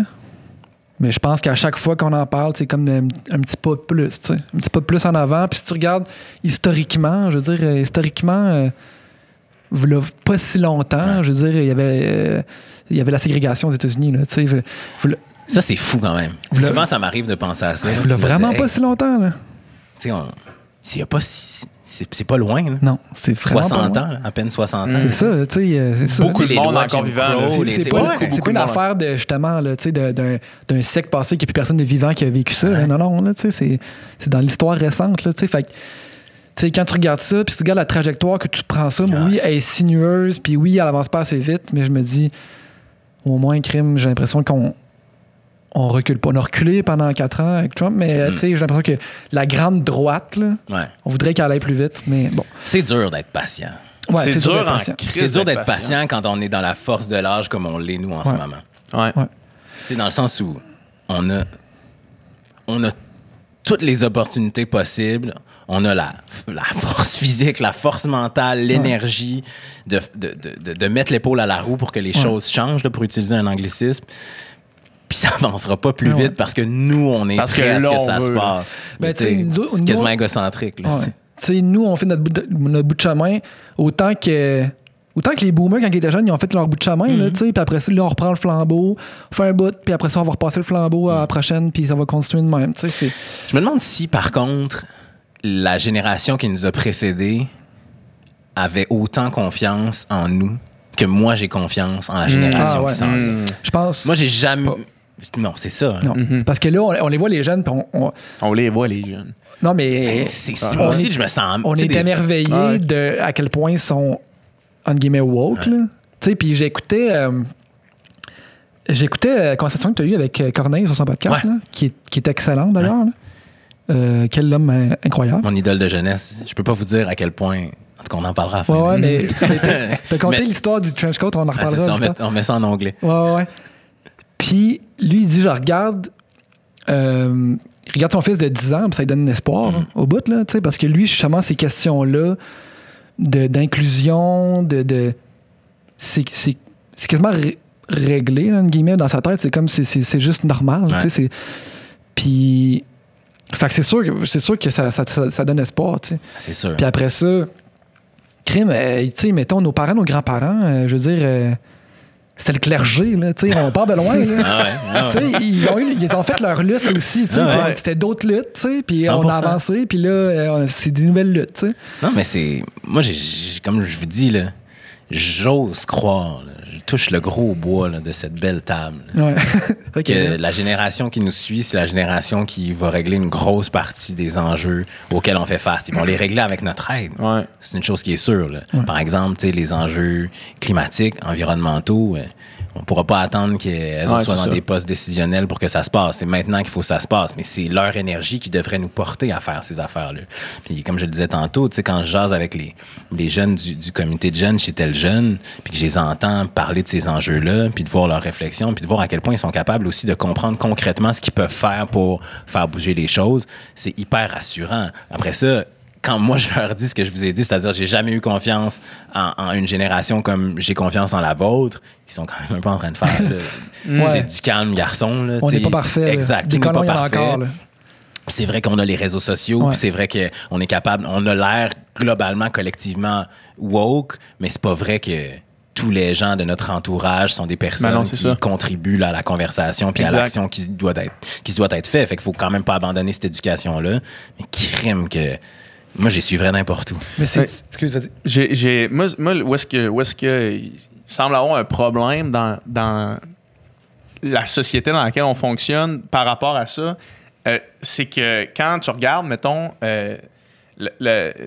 les élus politiques, où est-ce que notre tranche d'âge se retrouve? Il y en a quelques-uns. Là, en même temps, allons voter.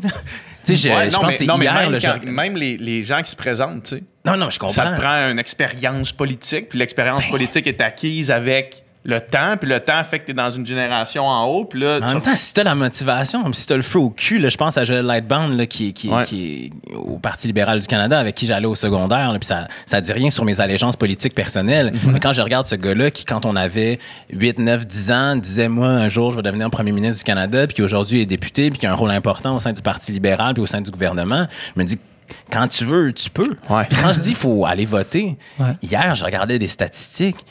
66 % de taux de votation en 2018 aux élections provinciales. À peine 50 % des moins de 35 ans ont voté. C'est notre problème, là. Ouais. Tu comprends ce que je veux dire? Ouais. Nicolas, t'auras pas besoin de censurer. Nicolas censure lui-même. Je me censure moi-même. C'est notre problème aussi. Ouais. Absolument. On se plaint, on veut du changement, puis tout ça, puis on a beau critiquer les institutions. Je comprends que les institutions ne sont pas adaptées à la façon dont on mène notre vie puis dont on conçoit la société. Mais là, les institutions, elles existent comme telles. Si on veut les changer, c'est un cliché de dire ça, mais si on veut les changer, il faut qu'on s'implique. Puis pour s'impliquer, ben le premier geste, c'est d'aller voter. Ouais. Fait let's go, les chums, là. Si tes parents vont voter, puis ils ont plus de chances d'élire leur petit chum. Ben, pas je dis leur petit chum, mais la personne qui leur plaît. Qui les représente le plus. Qui les représente le plus parce qu'ils votent en plus grand nombre. C'est réellement notre problème. Puis là, on a un poids démographique important. Fait que commençons par la base aussi, là, parce qu'on est bon, là. T'sais. Mais il faut quand même croire en ce système-là puis vouloir y participer. Puis j'ai l'impression que peut-être que notre génération se sent moins interpellée par... peut-être moins cet appel-là, parce qu'il sent qu'il peut faire une différence ailleurs, autrement, par le militantisme que par la politique active. Mais il n'y en a pas beaucoup. Là, mettons, je pense qu'il y a juste une personne à qui je pense que je me dis, cette personne-là, mettons, à l'Assemblée nationale, parle de mes enjeux, les trucs qui me touchent, mettons Catherine Fournier. Catherine Fournier, du PQ.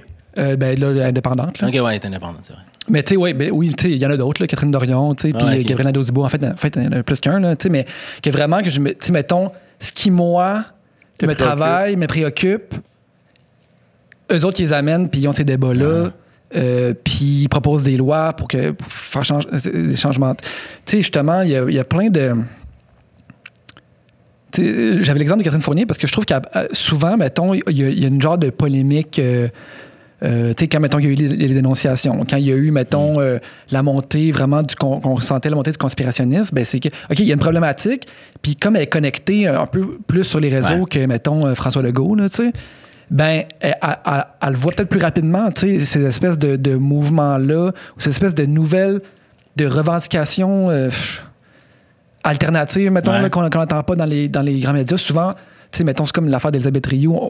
On a entendu parler avant sur les réseaux sociaux que dans les médias traditionnels, puis c'est souvent comme ça. T'sais. C'était déjà rendu du old news, ces réseaux sociaux, quand les médias traditionnels s'en sont emparés. Là. Exact. C'est vrai. Sauf que, c'est ça en prend plus que 3, là, des gens qui sont en phase avec ce qui se passe là, dans la jeunesse, puis qui amènent ça là-bas, puis qui proposent des lois, puis qui en débattent, puis qui... Sauf que, je suis pas la personne la plus férue sur la façon dont fonctionne le système politique, ou en tout cas les caucus, mais je me dis que si statistiquement tu vois que les gens qui ont voté pour ou contre ton parti, ce sont des gens qui sont majoritairement d'une génération X, Y, Z. Étant dans un système particulièrement électoraliste dans la façon dont on choisit les lois et tout ça, élections, c'est sûr que tu vas diriger ton attention vers ces gens-là. On n'est pas payants, nous autres, on vote pas, c'est ça l'affaire. C'est ça mon point. C'est un excellent point, puis je l'avais pas vraiment vu comme ça avant que tu le verbalises juste là. Mais je suis vraiment d'accord, par exemple, qu'il y a plein d'autres chemins à emprunter pour faire du changement, pour créer du changement dans la société. Mais je trouve ça tellement simple aller voter. C'est honnêtement, aux dernières élections, c'était fédéral. Les dernières élections fédérales, ça m'a pris 2 minutes. Ça m'a pris 2 minutes. Littéralement. Puis ça, c'était le temps d'embarquer dans mon char, d'aller à la place qui était juste à côté de chez nous, débarquer, donner mon nom, signer, puis revenir chez nous. Là. Non, moi aussi, je me souviens que je m'étais prévu, tu sais, j'avais bloqué une j'avais fait une je vais attendre période dans mon 2 heures agenda. dans Puis le là, j'étais fil. comme là, je peux rien prendre, nanana. Je suis débarqué là, j'étais allé dans l'urne, j'ai voté, je suis sorti de là, j'ai fait une crime. J'ai 2 heures ses bras. Aller boire un bon maté. Qu'est-ce qui fait, selon toi, que cette nouvelle génération-là est autant... C'est justement le militantisme des réseaux sociaux qui fait que ces gens-là sont... Les jeunes sont aussi éveillés? Honnêtement, je pense que les réseaux sociaux, ils sont pour beaucoup. Et là, j'ai l'impression qu'on parle en vieux bonhomme d'une affaire de jeune. Mais on a 30 ans, Mais, qu'est-ce que tu veux, 30 ans? Mais j'ai l'impression que les réseaux sociaux, ils sont pour beaucoup. Je pense qu'ils sont sensibilisés à un grand nombre d'enjeux. Après ça, je pense que ce qui est le grand défi pour cette génération-là, de ce que j'en entends, c'est de les encourager, à contre-vérifier les sources d'informations qu'ils reçoivent, puis aussi à approfondir les recherches puis leur knowledge sur les enjeux qu'ils revendiquent. Mais j'ai l'impression que ça va se faire naturellement puis que ça se fait naturellement aussi en vieillissant puis au fil des intérêts. Ouais, c'est ça. Tu sais, les réseaux sociaux, c'est le meilleur puis le pire en même temps. Hein. C'est juste être capable de départager le bon du mauvais. Tu sais. Puis quand tu gardes juste le bon, c'est merveilleux. Ouais. C'est super. Hein? Mais c'est intéressant aussi la façon dont ils perçoivent, tu sais, les influenceurs. Puis je sais que c'est une grosse question, là, puis un gros débat là, dans notre société, en tout cas dans notre génération, le rôle des influenceurs, puis tout ça. Mais tu sais, ce que j'aime, c'est qu'ils ne voient pas les choses comme étant mutuellement exclusives. C'est-à-dire, ils ne se disent pas parce qu'un jour, tu vas me vendre je ne sais trop quel produit, que le lendemain, je ne croirai pas ce que tu me dis sur un enjeu. Mais ce qui est bien important, semble-t-il, pour eux, c'est la notion de cohérence dans le message qui est envoyé par les gens qui suivent sur les réseaux sociaux. Puis ça me touche bien gros parce que je pense que particulièrement dans notre génération, on a été rapide à mettre une certaine partie des gens qui gagnaient leur vie ou qui vivaient une certaine expérience professionnelle sur les réseaux sociaux, de les mettre dans une catégorie, puis les décrédibiliser, un peu comme ce qu'a fait Geneviève Peterson avec Elisabeth Rioux, par rapport à d'autres enjeux sur lesquels ils ou elles vont prendre parole, tu comprends? Puis de voir que les jeunes sont en mesure de faire la distinction entre tout ça, je trouve ça rassurant. Ouais, puis, que si une journée... Est-ce que tu continueras après. Si une journée, tu dis ça n'a pas de bon sens l'environnement, il faut faire de quoi, il faut prendre des actions concrètes, puis que le lendemain, tu fais une pub pour une pétrolière. Quelqu'un qui a fait ça? On ne laisse pas passer. Non, mais on laisse pas passer. Non, tout le monde qui écoute le podcast doit se douter. On laisse pas cette incohérence-là passer. Oui, exact. Puis ça, c'est l'autre point tantôt que je voulais amener, de dire, j'ai l'impression que maintenant, c'est juste que, étant donné que tout le monde a un peu sa plateforme, tout le monde peut caller out la bullshit de quelqu'un, tu sais. 100%. Puis ça participe en fait à l'espèce d'effervescence intellectuelle puis woke des générations qui ont ça dans les mains en instant. Puis là, je m'inclus là-dedans aussi. Là, à 100%. Même si on est un petit peu plus vieux que ça, sauf que reste que quand t'as 100 000 personnes qui peuvent te répondre puis te caler sur une bullshit, et tu vas pas réussir à passer de la bullshit à tout le monde. Tu as un sentiment d'imputabilité. Ça, c'est la chose la plus précieuse si tu utilises bien tes plateformes. Exact. Puis l'autre truc que je voulais juste ajouter quand tu parlais de que le monde soit capable de... C'est pas parce que tu vends quelque chose un jour que ton opinion est invalide. De la publicité, là, ça existe depuis tout le temps. Exact. Toutes les émissions de télé, tous les shows de radio, tout ce que tu as écouté, là, depuis que tu es tout petit, sur lesquels tu as basé une opinion X, Y ou Z, ils étaient payés par la publicité. 100%. Fait que si tu veux continuer à consommer du contenu gratuit, comme mettons en ce moment, le monde qui écoute le podcast consomme du contenu gratuit, ben écoute, on vend de la pub sur les podcasts pour être capable de le produire. C'est comme ça que ça fonctionne. C'est comme ça que ça marche. C'est comme ça que ça c'est pour ça que je te dis, c'est vraiment la question de cohérence qui est importante. Puis de logique dans les choix que tu fais des partenaires que tu vas avoir d'un point de vue commercial. C'est juste ça, au bout du compte. Mais ce qui est pas pire, c'est que les influenceurs, c'est un terme large et sujet à débat, là, mais tu sais, mettons, les gens sur les réseaux sociaux qui font de la On devrait dire ça pour tous les termes qu'on utilise maintenant. Mais ce terme-là, qui est large et sujet à débat, c'est ça. On continue. Alors, c'est une personne, c'est un terme large qui est sujet à débat. Comme le numéro d'Antoine Chabin sur les restaurants. Là. Il écrit pendant 8 minutes. C'est bon. Il commence en disant un restaurant, c'est un endroit où les gens vont et paient pour manger. C'est de la restauration. C'est même pas 8 minutes à t'expliquer vraiment de manière trop compliquée ce qu'est un restaurant. Mais ce qui est vraiment pas pire, c'est que ces gens-là, mettons, font plein d'erreurs. Il y en a plein d'incohérences, mettent le pied dans la bouche, on les critique, puis tout le monde apprend finalement à leur dépens. Tout le monde apprend de leurs erreurs. Puis finalement, hey, lui, il a dit ça publiquement, mais peut-être, dans le fond, je le disais en privé. Puis là, je viens d'apprendre que tu peux pas dire ça ou tu peux pas faire ça. Fait que c'est comme des espèces de. Il y a des gens qui ont c'est l'école de la vie, man. Non, mais il y a plein de gens qui ont été littéralement les rats de laboratoire de l'influence. Là. Ben oui, mais ça. C'est quoi les limites de ce que tu peux partager, la façon dont tu peux le partager et autres. Pardon. C'est quelque chose, là, quand même. Qu'est-ce que j'allais dire? Donc, oui, c'est ça. En fait, je pensais au fait que, tu sais, mettons, quand t'as une plateforme comme la tienne ou comme celle d'autres influenceurs, il y a aussi l'idée on en parlait tantôt, de l'imputabilité, puis du fait que il y a une espèce de distance ou un quatrième mur qui a été abattu, qui existait avant entre les vedettes ou les gens connus et leur public. T'sais. Puis ça, pour moi, ça a une grande valeur à cause de la relation que ça permet de tisser entre ce public et ces gens-là, mais ça comporte aussi un énorme risque. Puis c'est le risque dont on parle depuis tantôt, c'est-à-dire tu décides de sharer, tu décides de partager, tu décides de faire la promotion de produits. Ces gens-là, tu leur parles, ils te parlent, ils ont l'impression d'être dans ta vie, tu as l'impression d'être dans leur vie, mais du moment où tu fais une erreur, ça pardonne pas mal moins que tu fais un faux pas dans une entrevue, dans un show sur une grosse chaîne, ça va peut-être être tabletté pendant une année ou deux, mais tu vas avoir le temps de développer un autre projet ou à la limite d'aller sur une autre chaîne. Mais quand ta plateforme, c'est Instagram et que ton vecteur de communication, c'est toi-même. Ça fait que tu parles vraiment plus à ton nom personnel, mais n'empêche que, tu sais, le comédien connu qui fait une pub de char, je veux dire,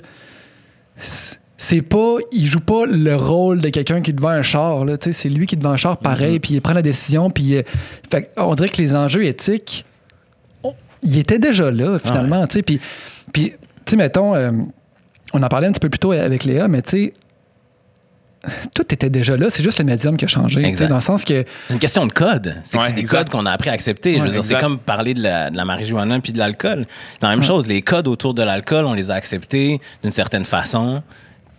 Puis là, la marijuana, le weed arrive dans nos vies, puis là, on développe des nouveaux codes. Mais au bout du compte, deux drogues, là. Mais tu sais, des personnalités connues qui se servent de leur notoriété pour te vendre des produits, puis pour, tu sais, en retirer... Des pièces d'or, là, tu sais. Mettons, tu trader, tu sais, un fusil contre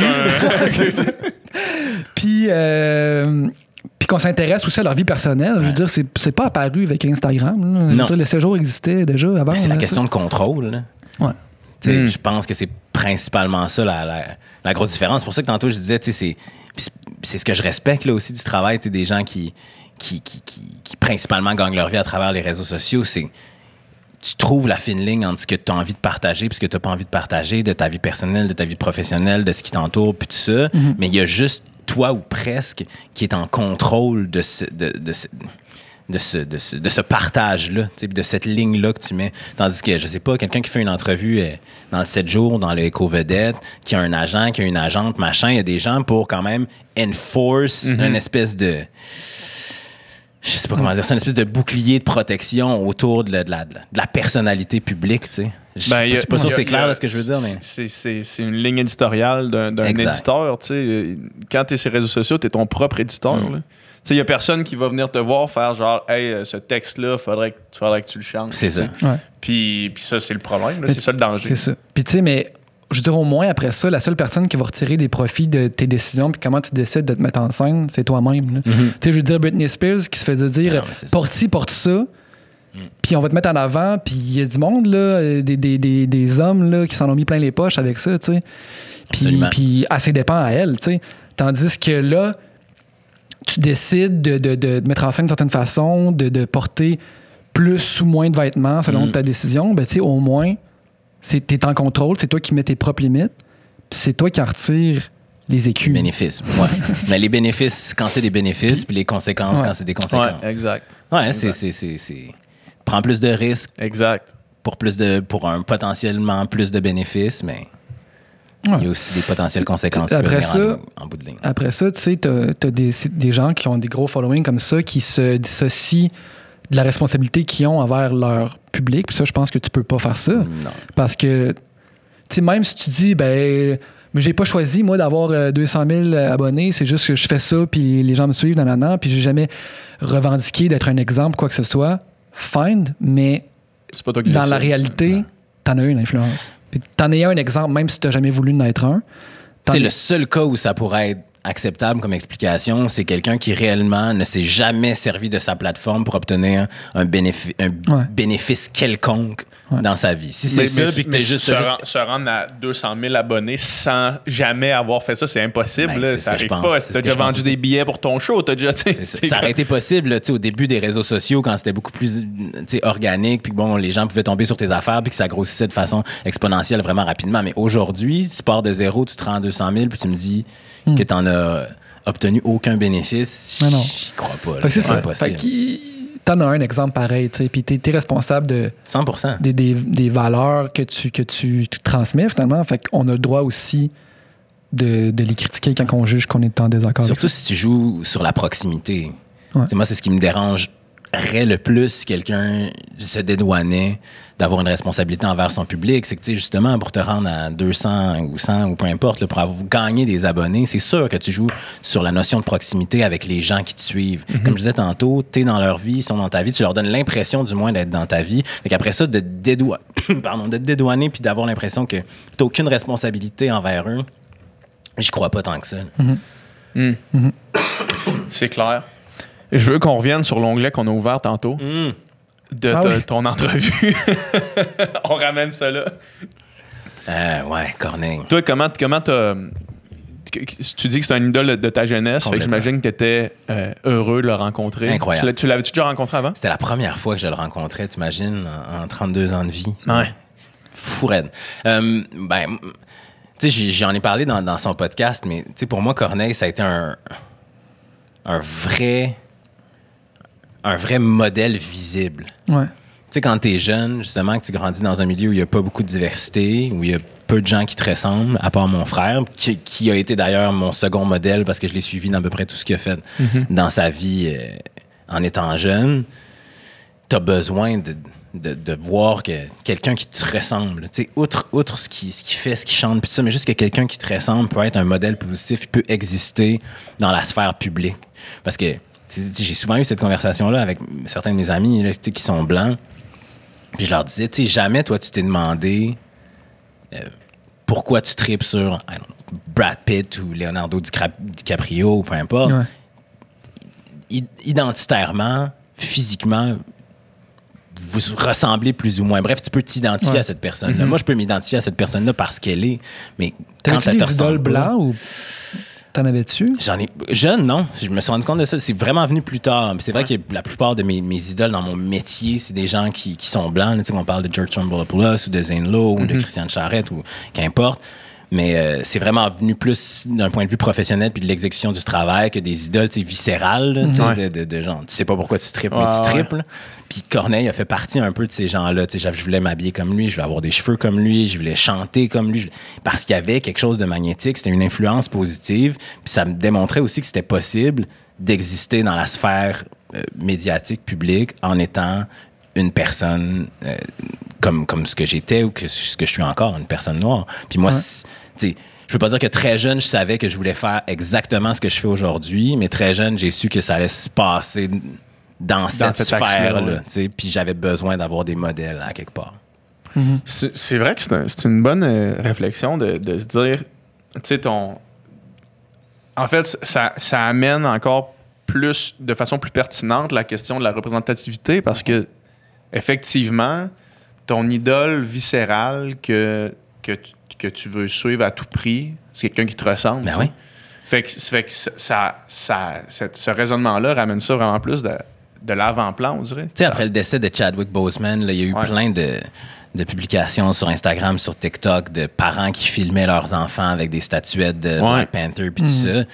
Puis je fais, pour moi, c'était exactement ça. Moi, il n'y avait pas de Black Panther quand j'étais jeune, mais je suis sûr et certain que si ça avait existé quand j'étais jeune, j'aurais capoté. J'ai jamais trippé sur les super-héros. Je ne sais pas si c'est par manque d'intérêt ou parce qu'ils me ressemblaient pas, mais c'est sûr que ça a une certaine incidence. Le fait que les super-héros soient tous des gars blancs musclés en cap, ne me ressemble pas. Je me reconnais pas là-dedans. Tu sais. Ouais. C'est fou je ne reconnais pas dans Bruce Wayne. Non. C'est fou l'importance culturelle de ce film-là, puisque ça représente.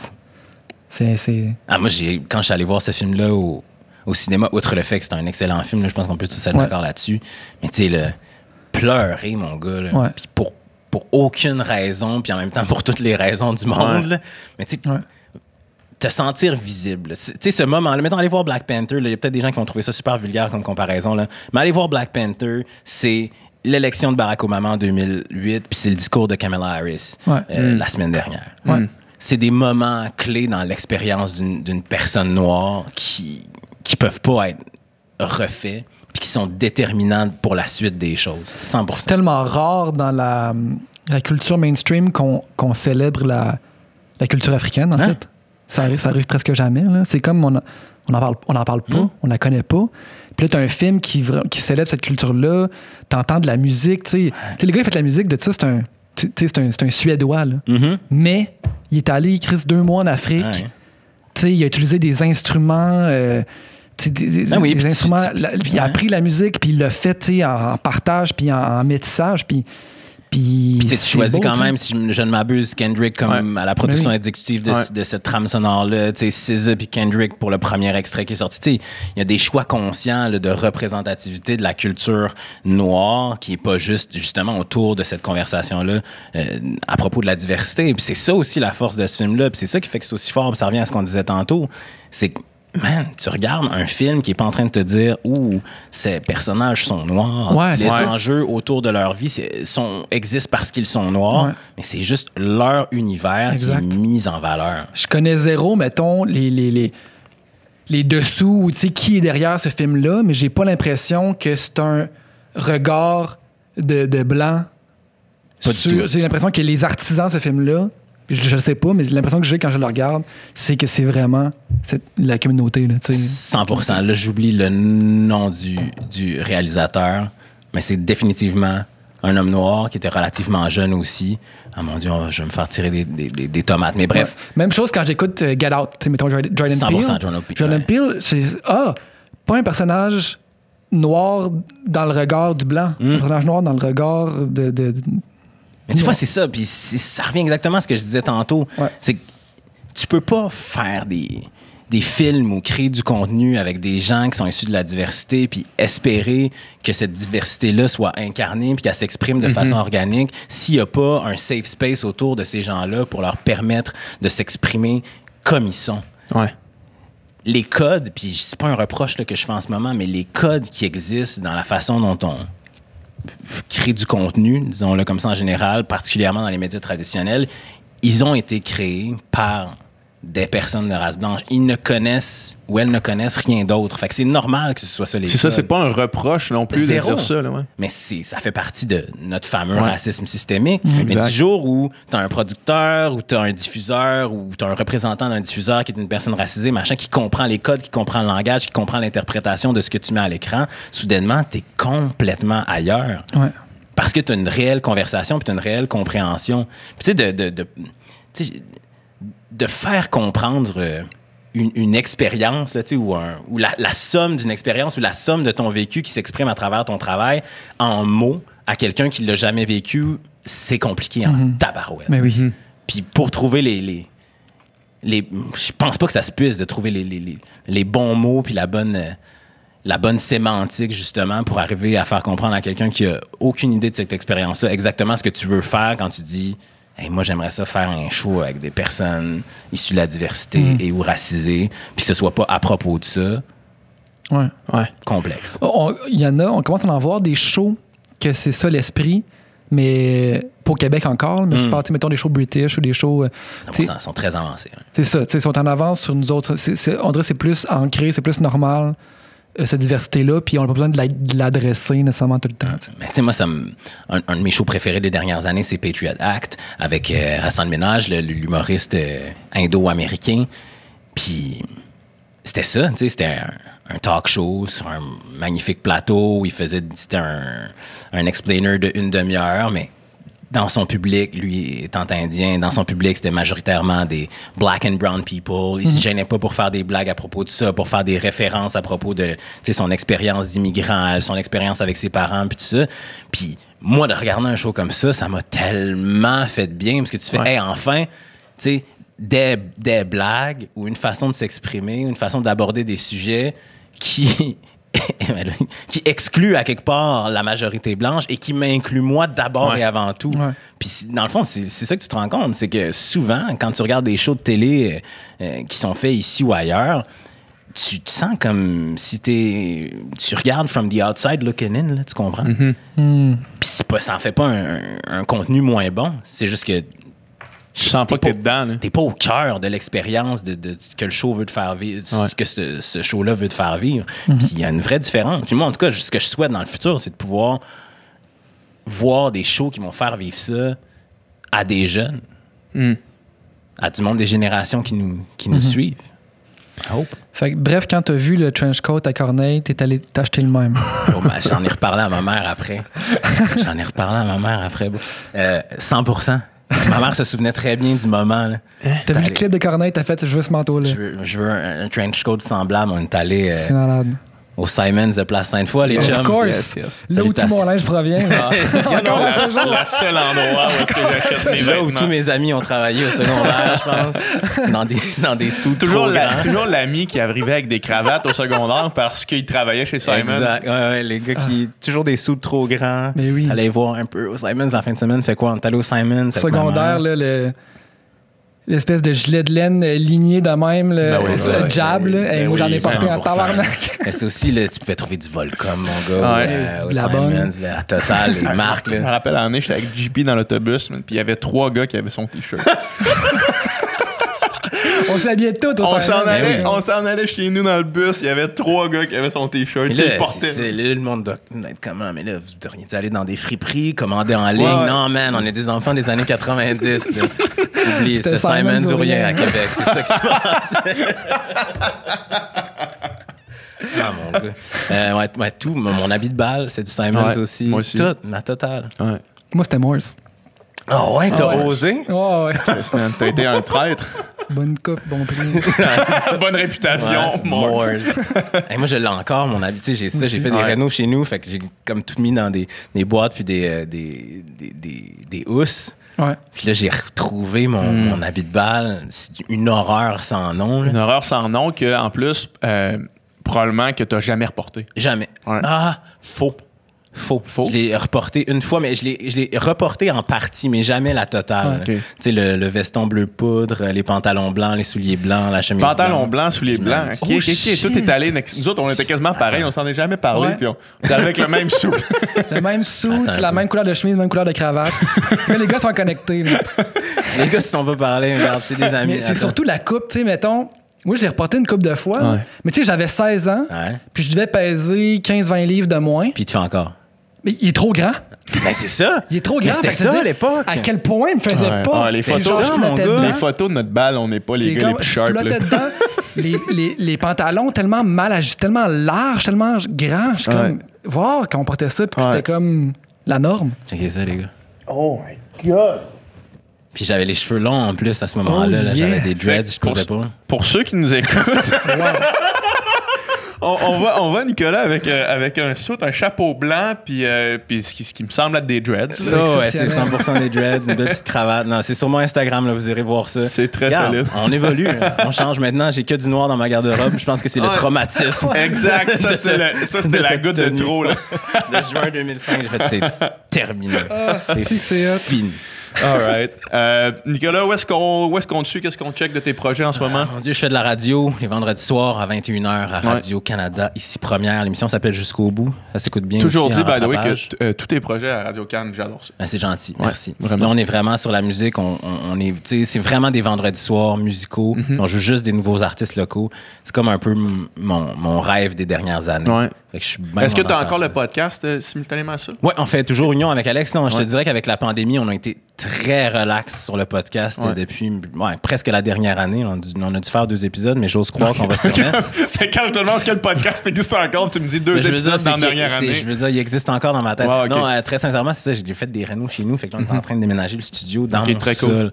Fait que ça va être fun à faire. Puis sinon, les vendredis, même heure. C'est n'importe quoi. Je suis à la télé puis à la radio à la même heure. Ah, À la ouais. télé aussi à 21h. C'est le fun C'est pour promote c'est tes juste la- affaires, ça, c'est vraiment hot. C'est juste de la TV, hein, de toute façon. Ouais, c'est maintenant. juste de la Ça, TV. c'est nouveau, hein, de cette C'est année. nouveau de cette année. T'aimes ça? Moi, j'aime ça. Je trouve ça dur un peu parce que je suis pas une... J'ai pas tendance à aimer critiquer les choses. Pour être bien honnête. Faut-tu un peu bitch là-bas, là? C'est-à-dire qu'il faut que tu te forges une opinion rapidement sur un contenu que tu as regardé. Ouais. Le concept, c'est tu regardes des vieilles affaires qui ont été faites, c'est ça, hein? Non, c'est des émissions qui sortent. Là, fait que c'est toutes les nouveautés ou à peu près télévisuelles qui sortent dans la semaine. Qui où c'est on vraiment fait de la l'émission, critique, Fait que c'est ça, c'est vraiment de la critique. Mais j'aime ça. J'adore ça. Tu sais, j'ai découvert Nathalie Petrovski que les gens, tu sais, tout le monde a une opinion sur Nathalie Petrovski. Là, moi, je l'adore. Là, c'est ma préf. Elle est extraordinaire. On s'entend super Mais bien. c'est sûr que ça fait des bons... Ben, c'est sûr. Elle m'avait pas aimé Occupation. Ah Double. non, hein? Ah, tu lui parleras de ça. En même temps, tu devrais pas s'en rappeler. ben non, ouais, souvent. Mais elle déteste Occupation Double en Ah général. non, mais là, ben, fait que pour quelqu'un qui le détestait, elle en parlait beaucoup. Là. avec passion. C'est ça l'affaire, c'est que... Pour quelqu'un qui déteste ça, peut-être tu peux fermer la Elle disait télé. détester, mais elle écrivait des articles là-dessus tout le temps, puis que là, clairement, elle était investie parce qu'elle avait des opinions sur les personnages, puis ça. Fait que, est-ce que tu détestes ça tant que ça ou t'aimes détester Mais ce qu'il dire faut que tu détestes? comprendre là, sur Nathalie, puis ce que j'ai compris d'elle, puis ce que j'aime d'elle, c'est que c'est une femme qui a des opinions tranchées rapidement, mais qui a aucune difficulté à se faire contredire sur le moment. Moi, en tout cas, à ce jour, là, il n'est pas arrivé un seul moment où j'ai fait hey, pour vrai, ça n'a pas rapport ou je suis pas d'accord, puis où elle s'est braquée. Jamais. Fait que, je pense que c'est bien quand tu as cette expérience de proximité-là avec elle. C'est sûr que quand tu es la personne qui se fait critiquer et que tu n'as pas la chance de pouvoir y répondre, c'est un peu plus difficile. Mais bref, non, j'aime ça. J'ai beaucoup de plaisir. Puis c'est le fun d'arriver dans un show qui est rodé depuis longtemps. Ouais. C'est leur 14e saison. Moi, j'arrive là. Ils savent comment ça marche. Fait que ça a été facile pour moi de m'intégrer. Mais c'est ça. J'ai plus l'habitude d'être dans la propagation de l'amour, là, tu sais, comme Ouais. je le fais à radio. Je joue des choses que j'aime, je parle aux gens que j'aime. Il n'y a pas assez de temps dans une vie, je trouve, Pour pour critiquer passer trop de temps à négativement. critiquer. Fait Ouais. que ça, c'est l'affaire que je trouve le plus difficile avec C'est juste de la TV. Puis souvent, quand tu le fais, puis là, que tu reçois des messages, là, je gère mal ça, moi, ces affaires. Parce que souvent, le monde qui font ce que tu critiques, ça vient, tu sais, de la place la plus pure, là, tu sais, de faire... Moi, j'essaie de faire la meilleure chose que je peux faire. Puis, tu sais, on a 7 minutes pour parler d'une émission. Fait que souvent, les coins qui sont tournés un peu ronds. Puis là, tu finis un segment. Puis des fois, je me dis, tu sais, j'ai pas apporté toutes les nuances que je voudrais. Mais tu sais, j'essaie souvent de dire, je suis conscient qu'il y a des raisons pour lesquelles ce produit-là n'est pas arrivé à la télévision de façon aboutie. Mais bon, voici ce que j'en pense à ce point-ci. Mais c'est ça. Puis ça, l'affaire, c'est qu'au Québec, la critique, c'est un petit milieu, tu sais. Fait que tu critiques Exact. peut-être quelqu'un que tu connais, et certainement quelqu'un que tu connais qui travaille sur ce show-là. Complètement. Ou quelqu'un, tu sais, quelqu'un avec qui tu vas travailler éventuellement. Après ça, moi, je me dis, j'essaie toujours d'être constructif, puis jamais de détruire là, une production pour l'effet. Là. Jamais en s'entend. Ouais. Puis je me dis que je critique pas quelque chose d'une façon dont j'accepterais pas qu'un de mes projets soit critiqué. Après ça, n'importe quelle critique sur un produit dans lequel tu as mis du cœur, ça fait mal. C'est sûr que ça fait mal, même si c'est la plus nuancée, la plus honnête possible. Fait que je suis vraiment conscient de ça, mais c'est le rôle que j'ai dans cette émission-là. Puis en même temps, honnêtement, ça me permet, je trouve, d'amener une perspective qui est intéressante. Tu sais, je suis seul gars de ma génération. Je pense, la première personne racisée à faire ce show-là. Fait que ça me permet aussi d'amener, tu sais, certains éléments dont ils n'auraient pas nécessairement traité spontanément. Puis ça me fait bien plaisir, tu sais, d'amener l'extrait de Van Jones la semaine dernière à CNN ou de parler de Dave Chappelle, de son monologue d'ouverture à SNL. On peut en parler un peu. Ouais, vas-y. As-tu aimé ça? Moi, j'ai Ouais, adoré moi, ça. Moi, j'ai adoré ça. Je comprends. Moi, je suis un gros fan. Là. J'aime beaucoup. Il a dérapé un petit peu. Tu sais, je trouve dans le dernier ou l'avant-dernier special, moi, j'ai eu de la misère à le finir. Ouais, j'ai eu de la difficulté à le finir. Ah ouais? OK. Mais ce monologue d'ouverture-là... Puis tu vois, ce 100%. monologue-là a pas fait l'unanimité parce que on dirait le gars, il est comme rendu... Il veut plus juste faire des blagues pour des blagues. Il est rendu post-humour, là. Il est rendu à un autre niveau, tu sais. Ouais. Il est là, puis même dans ce monologue-là, il y a une ligne qui le dit je peux plus parler de choses vraies s'il n'y a pas un punchline à la fin de ma phrase, tu sais. Puis tu sens que ça le gosse. Tu sens que ça le gosse parce que c'est probablement un des meilleurs public speakers ever. Incroyable. Ever, là, tu sais. Il est incroyable. Il est de plusieurs niveaux en haut. Puis tu sais, mais ce que j'aime de Chappelle, c'est que sous ses allures de fois polémistes, quand il parle de certains sujets, tu sais, les communautés trans, tout ça, je pense qu'il n'empêche que c'est au deep down, c'est un rassembleur. Tu sais. Puis son discours, son monologue, là, est finalement très rassembleur. Puis à la fin, il dit souvenez-vous de la peine, tu sais, il parle aux démocrates, souvenez-vous de la peine que vous avez ressentie il y a 4 ans. Dites-vous qu'en ce moment, il y a 50% du monde qui ressentent la même chose qu'il y a 4 ans. Ouais. Puis il est drôle, tu sais, il dit la différence entre moi et vous, c'est que moi, j'aime tout le monde. Vous autres, vous haïssez entre eux autres, chacun des camps, tu sais. Puis c'est touchant pareil, c'est bon. Hein. Oui, c'est vraiment un message rassembleur. Puis moi, c'est ce que j'ai aimé autant de la prise de parole de Van Jones, qui était complètement autre chose. C'est-à-dire, lui parlait de ses fils puis de la difficulté qu'ont eu les personnes justement racisées dans les années trumpiennes ou trumpistes à respirer puis à survivre à cette époque-là. Mais à la toute fin, ce qu'il dit, c'est rassemblons-nous, soyons tous ensemble là-dedans. Puis c'est ce que Chappelle a dit aussi à la toute fin avec son punchline, évidemment, mais au bout du compte, que les deux disent « Hey, prenons-nous par la main et faisons avancer l'Amérique. » Vous êtes du bien, là, après 4 ans, d'entendre du monde... L'affaire, puis au-delà, tu sais, qui va au-delà du clan démocrate puis du clan républicain, ça aurait été un républicain qui aurait gagné, mais qui avait un discours rassembleur qui aurait fait... on a réglé la grande majorité du problème. Ouais. Ah ouais, à 100%. C'est tout, là. C'est vraiment juste le discours puis l'idée derrière. C'est terrible. Moi, j'ai passé les 4 dernières années, c'est drôle, je disais ça ce matin à ma blonde, les 4 dernières années, tous les matins ou presque, depuis que le Daily du New York Times existe, j'écoute l'épisode du New York Times. Puis depuis l'élection de Joe Biden, j'ai peut-être écouté 3 fois. Ouais. Puis je sélectionnais mes épisodes où il parlait pas nécessairement de politique américaine, parce que c'est comme si là, soudainement, il y a une page qui s'est tournée. Puis on peut prendre un petit break. Puis arrêter. Exact. On peut arrêter d'être anxieux par rapport à une situation qu'on contrôle même pas. Exact. Qui n'a pas nécessairement d'incidence directe sur nous, mais qui a une incidence sur le climat mondial, littéralement. Tout à fait. Mais bref, pour conclure, je trouve que ce qui est le fun avec Chappelle, c'est que tu sens pas qu'il est dans une bulle. Tu sens pas qu'il est dans un camp.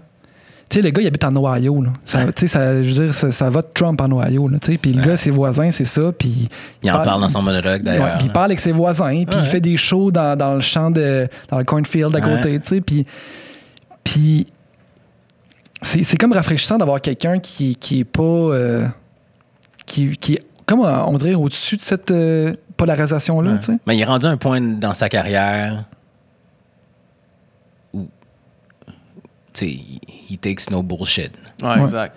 T'as-tu écouté son entrevue avec Letterman? Ouais, c'est bon. Incroyable. Puis tu sais, quand Letterman, il dit, tu sais, après la mort de George Floyd, quand il arrive des choses, j'attends ce que tu vas dire, tu sais. Puis souvent, c'est pas lui qui parle en premier, Chappelle, tu sais. Il prend son temps parce que, justement, tout le monde saute sur l'événement, c'est comme la course à qui va parler. Lui, il prend son temps, mais quand il parle, tu sais, 842, tu sais, ça fesse, là. Ouais, 100%. Ça fait, il prend son temps, mais quand il parle, tu sais, puis il est vraiment bon. Moi, j'ai beaucoup de respect pour cet homme-là. Avec l'âge vient la sagesse et la reconnaissance du fait que le silence est une vertu aussi, à certains moments. Tout à fait. Absolument. Nicolas, merci. Gros merci. Merci, messieurs. Votre présence est venu encore très intéressant. Je reviens n'importe quand. Yes. All right. Yeah.